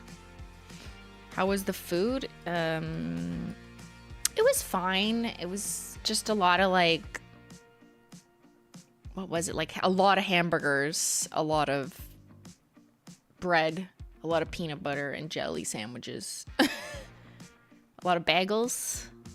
I don't know. Nothing like, kind of like a prison. A lot of slop. Like literally there was like a bucket they called the slop bucket. A lot of oatmeal. I love oatmeal though. It probably like wasn't the best food, but I don't know. I didn't really care. I wasn't that picky. I mean, I was picky, but I was picky and like, I want peanut butter. You know, I wasn't looking for like a salmon lemon dill garnished whatever. So I was fine.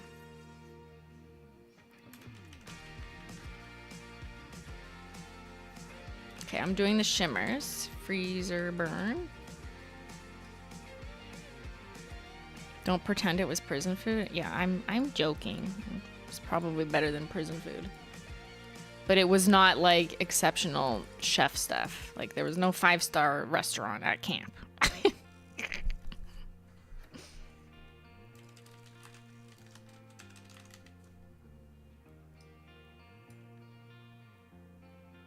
The only reason I stopped going to camp was because I wanted to make money when I was a teenager. You know what I mean?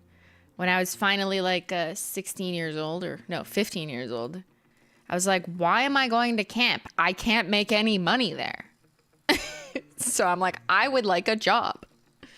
And while you could technically work at camp as a counselor, I would net way less money than getting like an actual job, because you're still, you would like, they would discount it from your experience there. And so whatever, like you could make some money, but like not much, because you have to subtract what your, you know what I mean?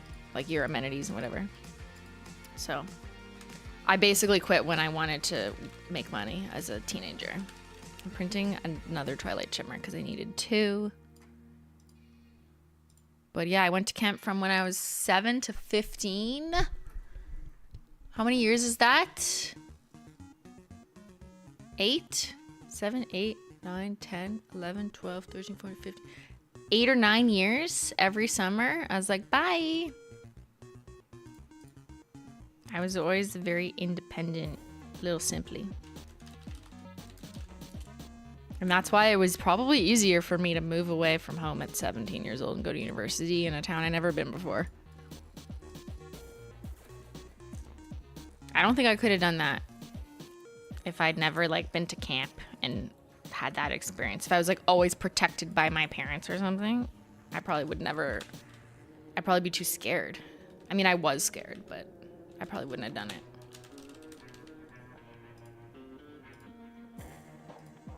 So let your children loose. Send them away, ship them away, let them figure that shit out.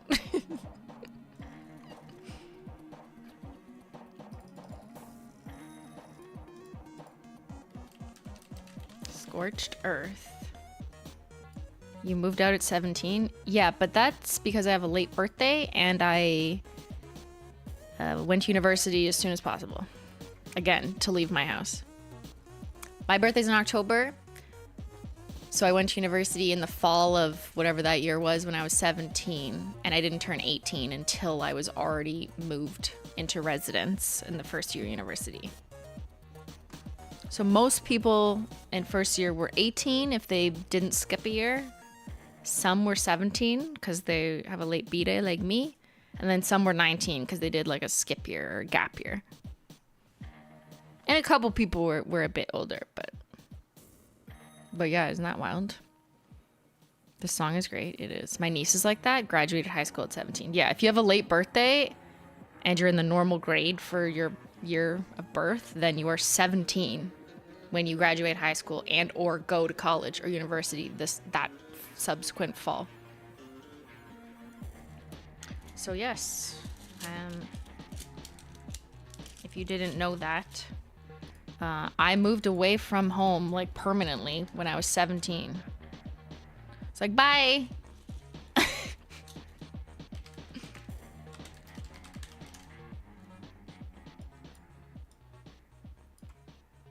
Black Flag Taco will only print one because I didn't put it over black.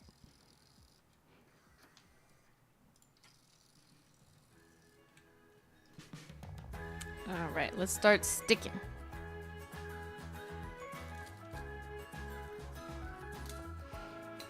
How's everyone doing so far? Little check-in, little checky check.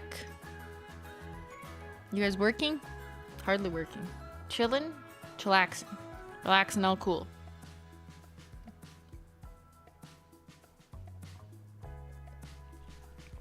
Huh? Canadians graduate high school 1 year younger than Norwegians do. Yeah, we're dumb.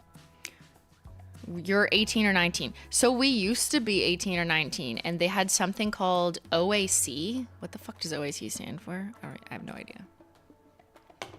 I gotta look it up. OAC Ontario. Ontario Academic Credit. Okay. We used to have a 5th year of high school, which would land you at 18, 19, but then they canceled it. They were just like, you know what, kids? Stop wasting your time in high school. You're going to university. So they took away 5th year of high school, which guess what happened? So it didn't affect me because I was a little bit too young. But like a couple years older than me, once they took away that 5th year of high school, think about what happens. So now you have 1 year of people who from the 5th year of the previous year are applying to universities and colleges. And then you have the next year of people who can't do a 5th year because high school's done, who now I guess also are applying to a bunch of universities and colleges. So now there's twice as many fucking students applying to the same universities and colleges. So it's way more students trying to get admitted. Very annoying. And much harder to get into school. Yeah, that didn't affect me. I was a couple years younger, but I remember that being like a huge deal. And parents were so mad. Yeah, I think they were like, you know, they just wanted to get that over with because it was going to happen at some point. Like, you can't keep delaying it. It would happen eventually. But now there's no 5th year. There's just 4 years of high school. But of course it's up to you. If you just don't want to go to university or college, you can just not do that and then apply the following year. There's nothing stopping you from doing that other than like your parental pressure and maybe needing to figure out what your life is. Why did they do that? Because I think they just wanted people to start getting jobs earlier. I don't fucking know. Or maybe they thought we don't really need 5 years of education, then just it's time to move on. I actually have no idea. I don't know. I was too young to really think about the whys, but because of a result of them deleting that 5th year, I did 4 years of high school, like most of the millennials and younger. But that means, unlike in Norway, that means I was 16 when I had to pick what I wanted to go to school for, which is not easy when you're a baby. So if anyone is in that position, the 0% of Gen Alpha... Wait, is Gen Alpha 16? No, I don't think so. That's too young, right? I think, like, my best advice, if you're young out there, I know it's a minority of you, and you're like, I have no fucking idea what to apply to, is to... Because it's totally fair that you don't know, and how could you? How fucking could you? Is to try and keep as many options as possible open. And that's not going to be as easy for everyone because sometimes it costs more money to keep your options open, right? Unless they change the system, I remember it being you had to pay per application. So like when I applied to criminology at one school, I paid $100. And when I applied to history at another school, I paid $100. Like there was a fee for every application. Maybe they've changed it or consolidated it. I don't know. But it did cost more. So as much as is reasonable or possible, I do think trying to keep your options open is something that will that'll just buy you time because you're too young. Like, no, and so was I. Like, that's fucked to be 16 and I'm gonna pick what I'm doing and studying for the rest of my life. I actually did pick lucky though, and I stuck with the same thing and then had a career in it. But most people change their major like 3 times. So as much as you can, you get 3 free applications. Okay, great. Use them all. Don't just pick the one thing that you think it's definitely that, because it might not be definitely that. You might change your mind. Keep your options open because you a baby and babies don't know what they want.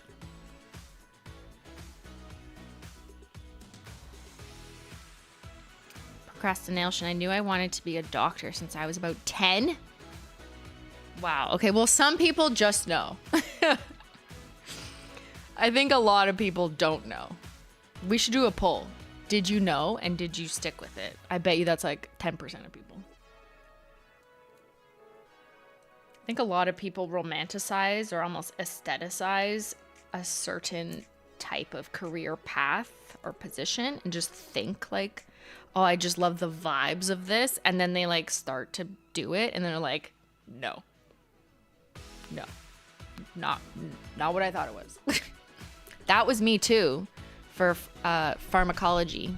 Did you know this? I've mentioned it before. Little small simply fact. Okay. I'm screaming at you. Did you know what you wanted to do as a kid and stuck with it? Okay. Yes, knew as a kid and became it. Flex. Is there an in between here?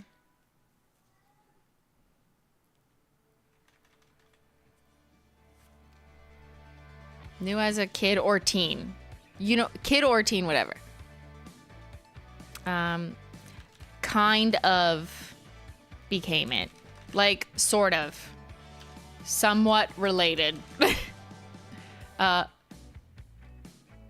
Had absolutely no idea what to do. Like when you were a kid. Or still have no idea. Don't just pick that because you're trolling. Just pick it if it's true. So I'll tell you my little story in the interim. I thought I wanted to go into pharmacy because drugs are fun, but I wanted to learn about them. So I went to a extracurricular engineering program at the University of Toronto for students in grade 12 who wanted a university experience, and I took pharmaceuticals and biomedical polymers on the university campus every Saturday for like 6 months in grade 12 because I'm such a fucking loser.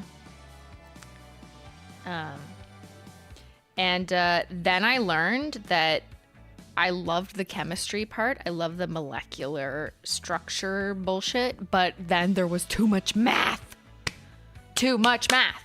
And not math in pharmaceuticals, but math in the requirements to do the actual university program in pharmaceuticals. So when I looked at the credits required, it was like, you're gonna need 642 math classes. And I was like, no, I hate algebra. Math with letters, I cannot.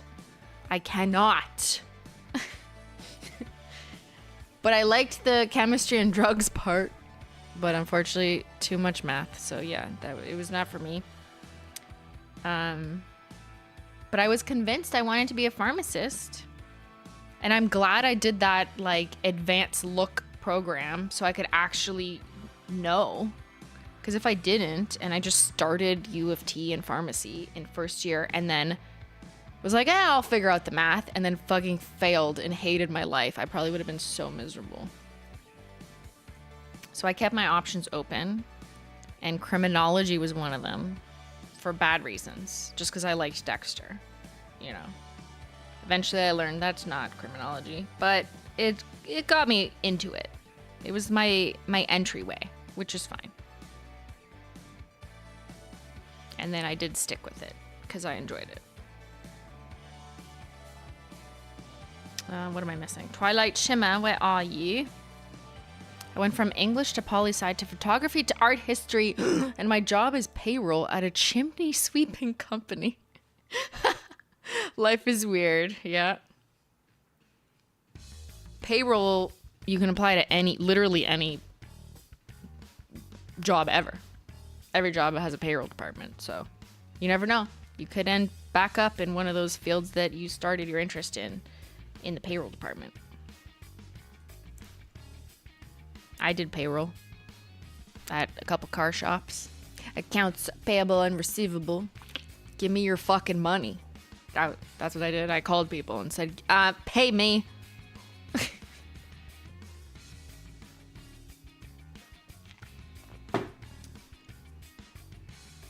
I am accounts receivable and I need to receive your money. Thank you. I need another everything taco. Oh, it's right here. Perfect. All right, let's take a look at your... This is so interesting, learning about everyone. Did you know what you wanted to do as a kid, and did you stick with it? 13% knew as a baby they were 40 pounds, and they fucking knew what they were gonna be, and they became it. Wow, that, see? I said 10%. 13% is pretty close. Yeah, you guys are rare, okay? Most of us don't have any clue. Some of us figure it out a little bit earlier than others, but like this is rare. Oh, now it's 12%. It's less. 25% kind of became it, somewhat related. Okay. 27%, absolutely no idea. No idea what to do. 30% still have no idea. Okay. I appreciate that there definitely is people in this category, but I feel like maybe this is being exaggerated because I know, you know, this isn't totally a younger audience, and I'm not saying all adults have it figured out. I'm not saying that either. I just think that some of you are trolling. I don't think this is 36%. I think it's probably like knock off 10%. Because you're doing something, right? Probably, most of you. Give yourself some credit. I know some of you are probably joking because it's funny to be like, my life is a mess. I know. I get it. It's a meme. But reflect a little bit and, you know, you have something figured out. Not everything has to be the most perfect vision you had for yourself. Like, you got to be proud of what you have been able to accomplish under the circumstances that you have lived. And only you know how challenging it has been. Because only you lived it. So.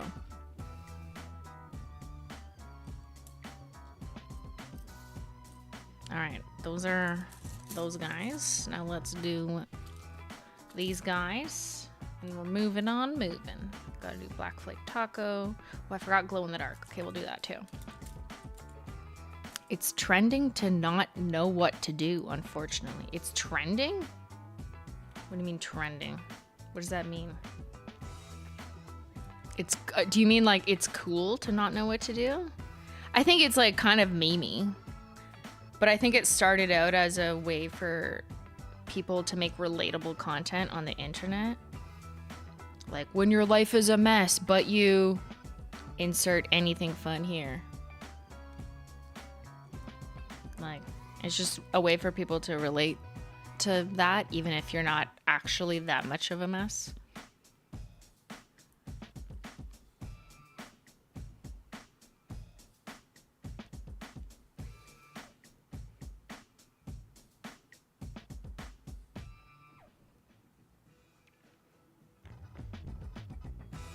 You're underestimating how many people are working jobs they don't like. I never overestimated that. That wasn't the point of my poll. I think if you're doing something, then you figured something out. I didn't mean figured it out to be the ultimate, I am doing the perfect job ever, because that would be highly unrealistic and just wrong, because that's not the majority experience. That's not what I meant by my poll. A lot of people work jobs they don't like. Hello, have you read the definition of job? Hello?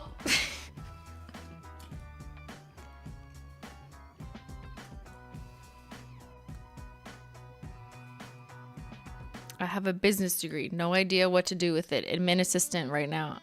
I know I could do so much more. I just don't know what direction to go. But like, again, see, you have wonderful accomplishments too. You have a business degree. I appreciate that you're saying you don't have any idea, but you are an admin assistant already. And you could do more, and you know this. So, you know, I hope that you do find those opportunities to eventually get some upwards mobility. I'm not saying, I'm not trying to be dumb here and be like, just do it. Like, I understand. I know. And although I may not be part of that generation of the current people trying to enter the job market, my generation had trouble too. Like, I was doing temp work in the government for many, many years before they would finally staff me. And that's, like, not a good place to be. You know, because you don't have any security in that. So maybe that's something people can relate to. But they just weren't giving them out. And I felt like I fought way harder to get in because the boomers wouldn't quit their fucking jobs. But yeah, I know. I'm also very fortunate for many other reasons that you are looking at right now. So I'm not complaining. I'm just merely, you know, relating somewhat of my experience. Not that it's the same. But the job market does suck. I hear about it. You all tell me I see it. And I think it sucks. I'm not gonna tell you that it's better, you know, when it's not.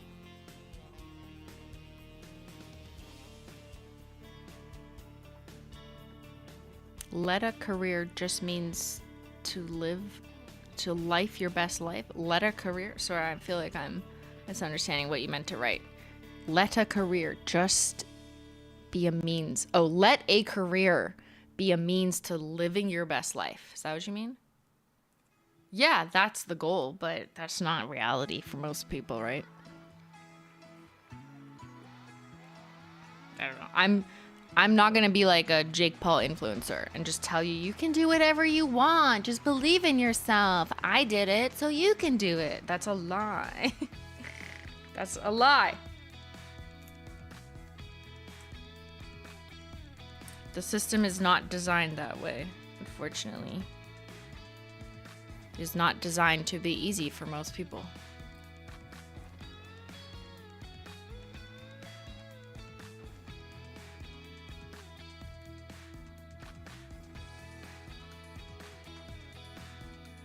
Someone said, do what makes you money so you have money to do what you want.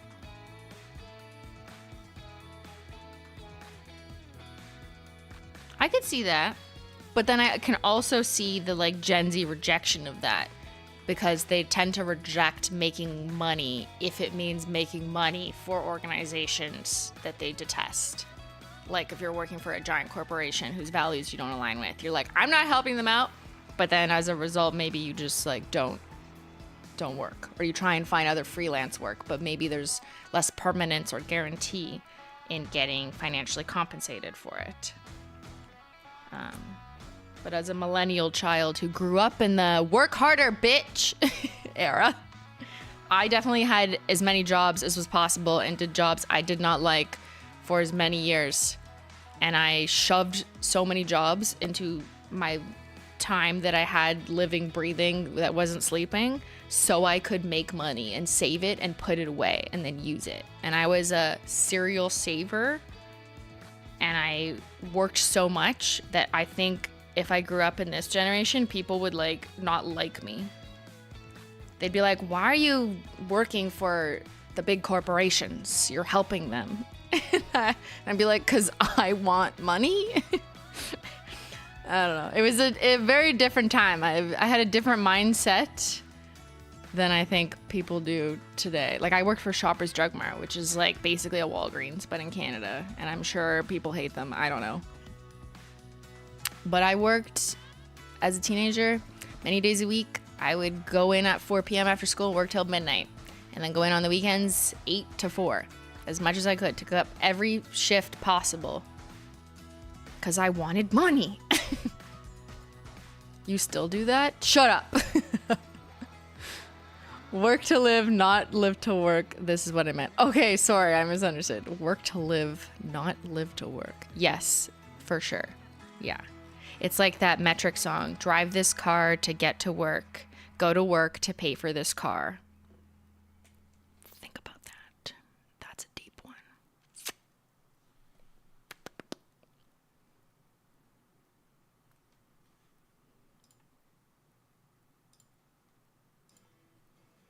I wanted money to get away from my parents and buy what I wanted. Same. That's why Sneaky Simply. Sneaky Simply said, I'm old enough to get a job. I can put it in my own bank account. I can move away. Bye.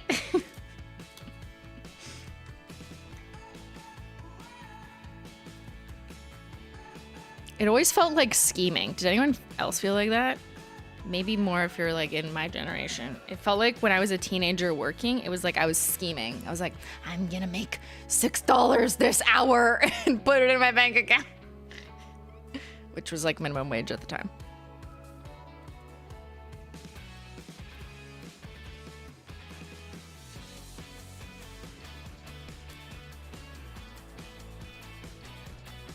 Where's my Twilight Shimmer?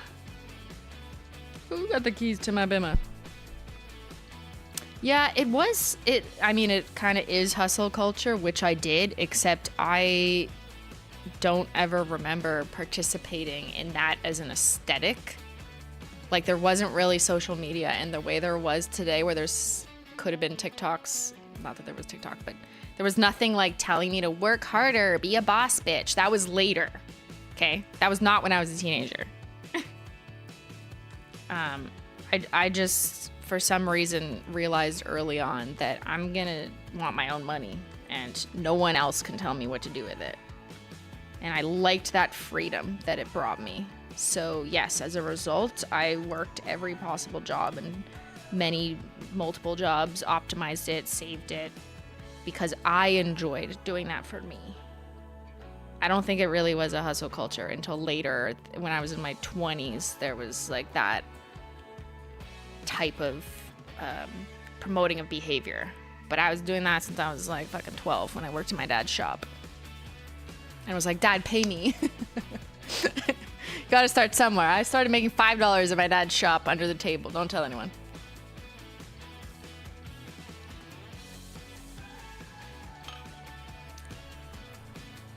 Due to IT recession, I'm forced to get any degree. IT recession.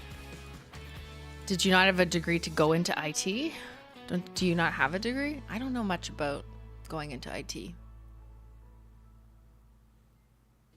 Digital transformation isn't actually too bad as a job. I get to look at statistics. That's cool. And see where I can improve efficiency. We love that. Efficiency and effectiveness.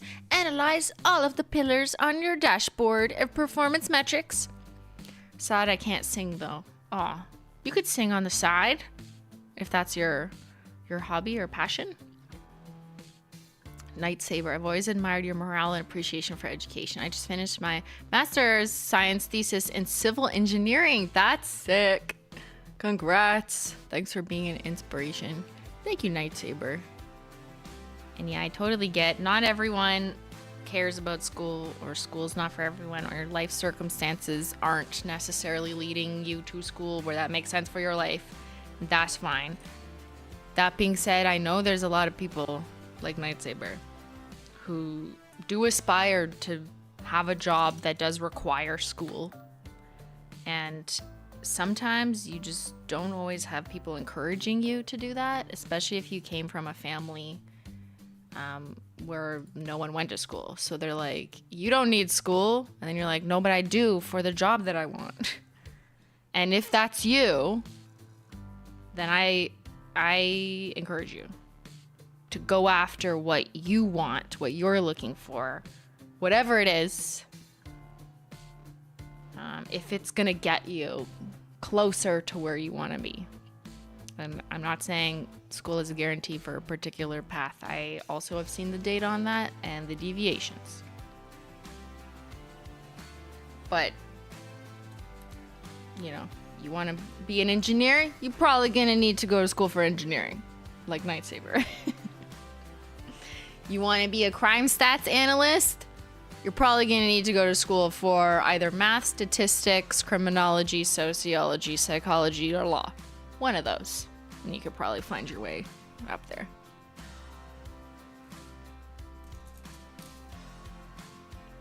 You want to be an electrician? Then you go into the trades for electrical stuff. It's just about what you want to do. You want to be on top? Then you be a model. I make teeth via CAD, fun plus fulfilling. Okay, that's fucking cool. Because when I was at my dentist, they did like a little video recording of my teeth, and it created like a 3D fucking rendering. So is that what you do? That's pretty fucking sick. That's pretty cool.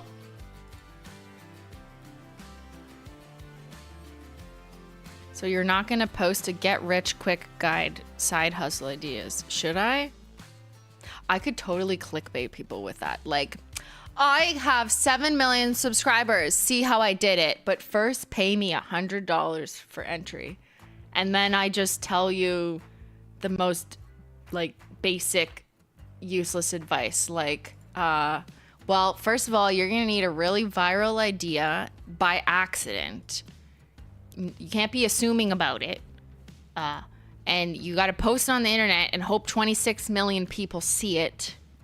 And then you're also going to need a talent of some kind that people want to watch. And you're going to need to have worked for a couple years, 10 years on that talent, practicing it at home before you finally got the courage to put it on the internet. Okay? And then you're going to need to have a little bit of a sense of humor, but not too narcissistic. People don't like that either. And if you do all those things and you do exactly what I did in my life and have my exact life circumstances, then you too can be like me. Just believe in yourself. Just do it. Why are you complaining? Just do it. Okay, I'm doing glow in the dark taco.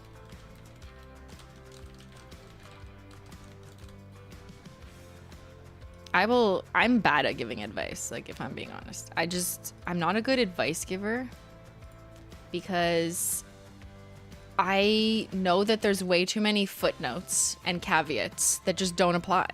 So the people who are so confidently giving advice, half the time I'm like, okay, like, this is it's so aspirational and unapplicable, or it just doesn't really work.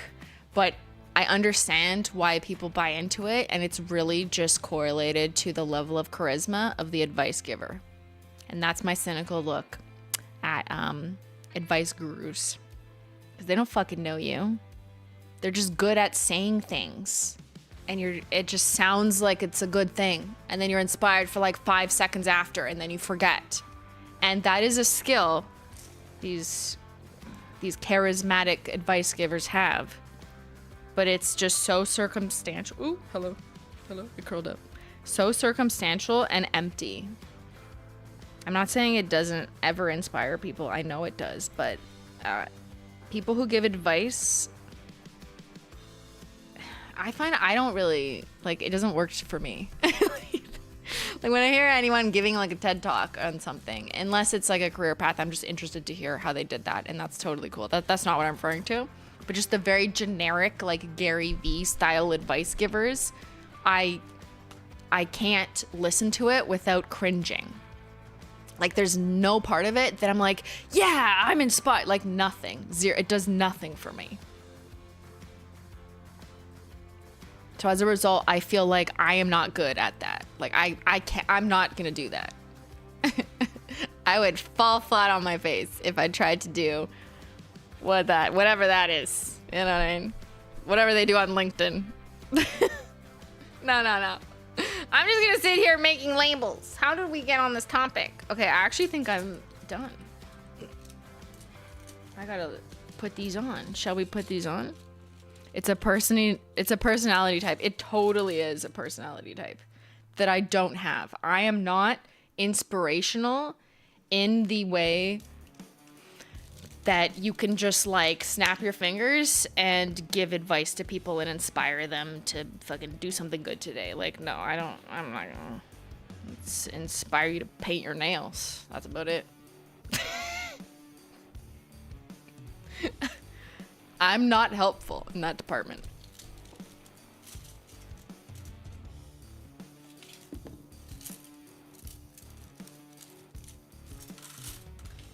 So I often feel awkward now that we're just being honest when someone, you know, comes in and asks for like serious life advice, and I'm just like, I don't know. I don't know. It's so much pressure, and who the fuck am I to tell you? You know what I mean? Anyways, let's separate these skins.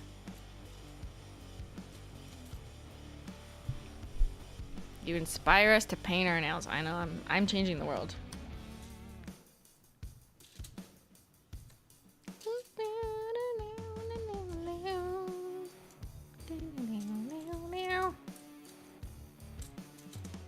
All right, we have got to separate by category. Everything taco.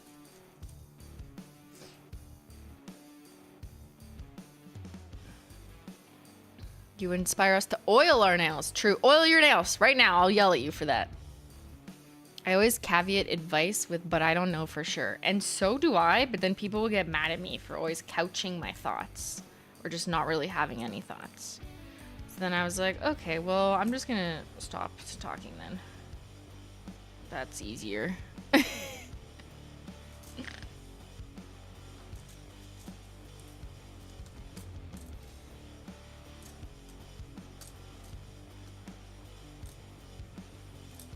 I just want the unicorn skins first. Let's put those on and let's pick an order so you can see. How do I order my skins? Inspiring us to paint nails, drink tea with oat milk, and wear sweatpants. I am changing the next generation of children. It's true. That's me. Look at that. Put that on my Wikipedia page. Okay. This is the order that I want to do it in. So it's kind of like purple-ish to pink. Okay? Remember that. Well, you don't have to because I've labeled them. So Aurora, Sonic, Galactic, Lunar, and then I'm going to not do the white. We're going to do the white last, but I'm going to do the shimmers next in the same color order.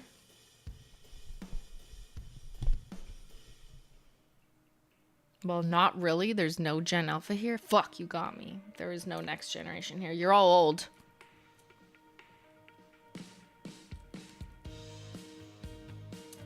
You're all too old to have your minds changed. It's true. So I inspire no one here because you're already set in your ways.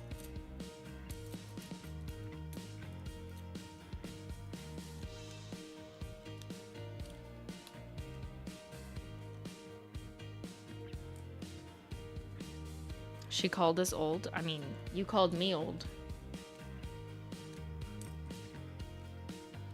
By being here for 10 years.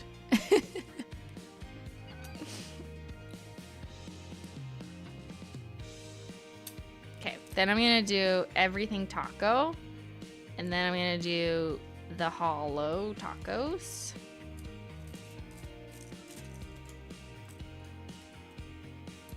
So we're gonna do linear, scattered, and flaky. And then we're gonna do the gold flaky, and then purple flaky, and then blue flaky. And then we're gonna do the other ones. So I'll do reflective taco, disco dust taco, and then I will do these metallic foil flakes. We'll do silver, golds, rose golds, red flake taco, and fallen flake taco. So there's all of them on black, and I'll put the white ones on the other side. Beautiful swatch wheel and labels. Thank you. Thank you very much, Silly Moonshine. We got a Silly Munchkins and a Silly Moonshine. Damn.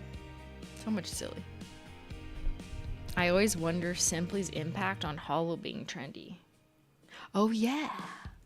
Do you remember there was like brands like that, not Holo Taco, saying things like, is it real Holo? Or like advertising real Holo? And it's like, whoever even asked that question before?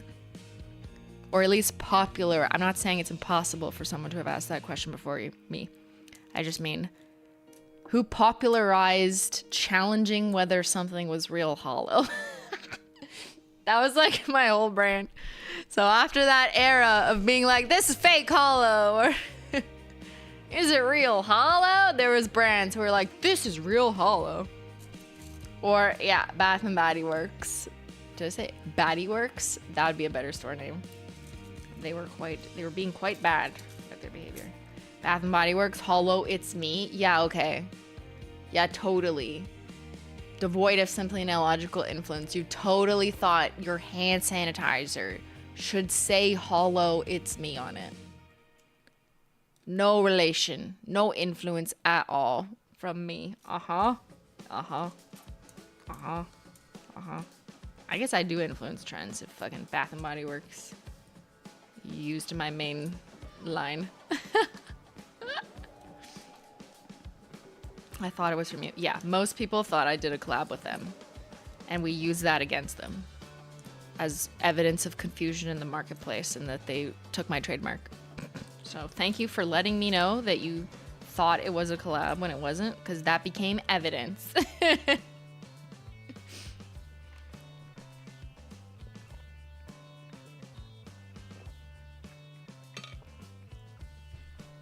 Okay, I'm gonna try and put this in the same backwards order.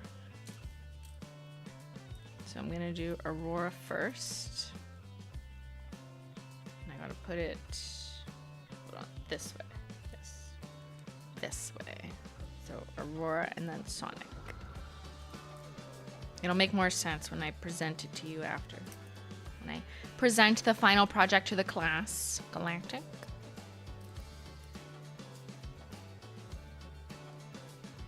I always get Bath & Body Works confused with Bed Bath & Beyond. Well, you don't have to anymore because one of them is gone, right? Or is that just in Canada? Bed Bath & Beyond doesn't exist in stores anymore. And all their shit online is just like drop shipped and there's no reviews because it's just fucking random. It's not how it used to be, at least in Canada. It's sad. I just want to find bed sheets. Not take a risk randomly on the internet. So many stores have closed.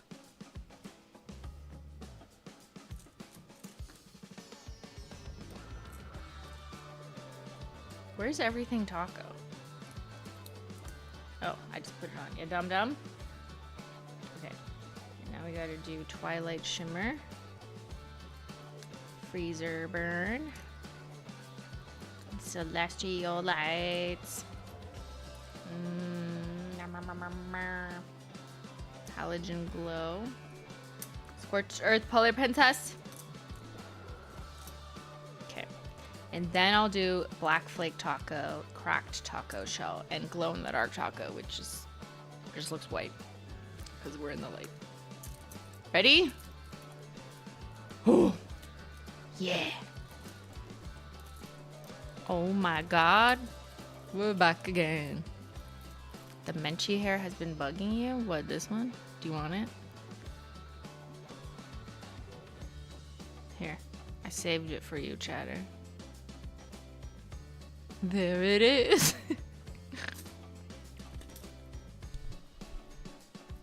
Guys, look at my wheels. Oh, it's fucking satisfying. Here you go. All the current Holo Taco toppers on black and a select few of them on white. Not all of them, but some of them you don't really need on white. Isn't this amazing? Hot new trend. Label all of your things. Let's get even closer. This is just reminding you to do a mani with the unicorn skins over black. Or shimmers over black, like, or anything over black. Like, they hit so hard and so different over black. Ugh. Which one is calling you? I feel like Solar Unicorn Skin's calling at me. And so is Scorched Earth, that like reddish one. But also Freezer Burn. The reds and the blues really do call to me. I guess so do the pinks. Everything Taco, slamming. Linear also, Underrated. And then we've got the metallic foils. Sorry, it's very hard to hold all of these up at once. It takes great skill and practice. And angling. Look at that fallen flake. Guys, we're getting into fall. I'm gonna give you some other stuff you can put under it. How about that? Rose gold.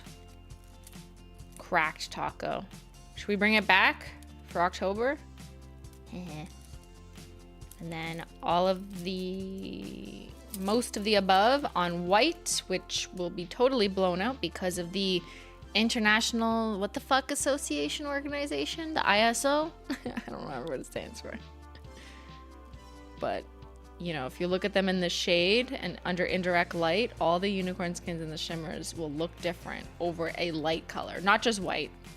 Can have different effects over light colors more generally, but it helps to have them on black and white if you're like a purist and you just want to know what is the raw color that I am to expect over top of whatever. All right, good job. And as a broader level summary, look at all the work we've done. We've got toppers. We've got all the limited edition labeled Holo Taco polishes we've ever released. All the linear holos in that fucking rainbow. All the cremes labeled. Holy shit, look at all the cremes. And I think we should add more. All the rock candy / light mode / I didn't know where to put these, but it's a little baby wheel. Hold on, I'm gonna make you a mountain. It's a swatch label mountain. All the glitters and crushed hollows and frosted metals and one coat chromes, and also just add in vacation, I need space, and after party. Didn't know where to put those. And all the magnetics. Actually, not all the magnetics. I didn't put Cool Cat Mom and Menchie and Zyler on this. I should have, but they're elsewhere. Look at this. It's the polished mountain of labels. 100% of these are now labeled. So my work here is done. For now. Because I have to make more labels. I have to add more. And I'm going to be adding them to different wheels.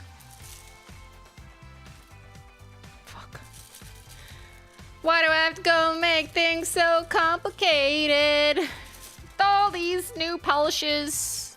You want to know the release date, acting like you're so frustrated. But life's like this, you call and you ask and you chat and you beg for the release date to be told to you. But I'm just gonna hide it from you until we officially leak it. Life is like this, you. When, please? Soon. It's coming. We are doing fall. We're going dark. And deep. Deep thoughts. Okay, everybody. We're going dark, we're going deep, we're going fall. And I don't even mean our fall collection. I mean what we're doing for my birthday also. All fall is absolutely unhinged. It is wild. We have so much shit planned for you. You're going to be like screaming like I was at the Avril Lavigne concert. You're going to be screaming at me. You're going to be like my reaction when I found out that Ben actually got us an entire box for Avril Lavigne. That I am Ben walking into the VIP lounge. And you guys, the VIP lounge is the Holo Taco Detectives Discord area, okay? And you guys are like, we know what's happening. We've predicted there's a dark red Crowley, and then there's maybe this creme, and we know what's happening. And then Ben walks in, I'm Ben, and I go, come with me. I got something for you. And then I'm going to take you somewhere else later in the fall. And you're going to be like, what? Excuse me?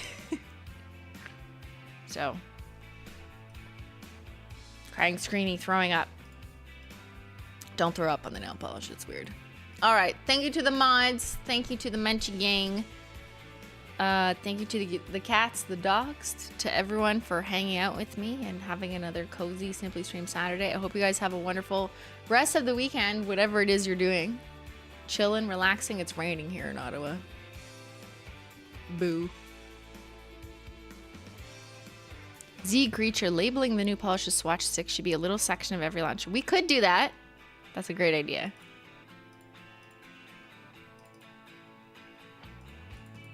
I will see you guys on Wednesday. We're going to finish gaming. Me and Ben chained together. The game we've been playing where we're literally chained together and trying to win together.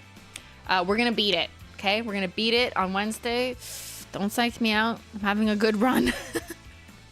Simply's trying to game and she's not doing terrible. So, yeah. And then we will finally get unchained from each other on Wednesday. All right. I hope you have a wonderful afternoon. And thanks so much for watching. I'll see y'all later. Bye.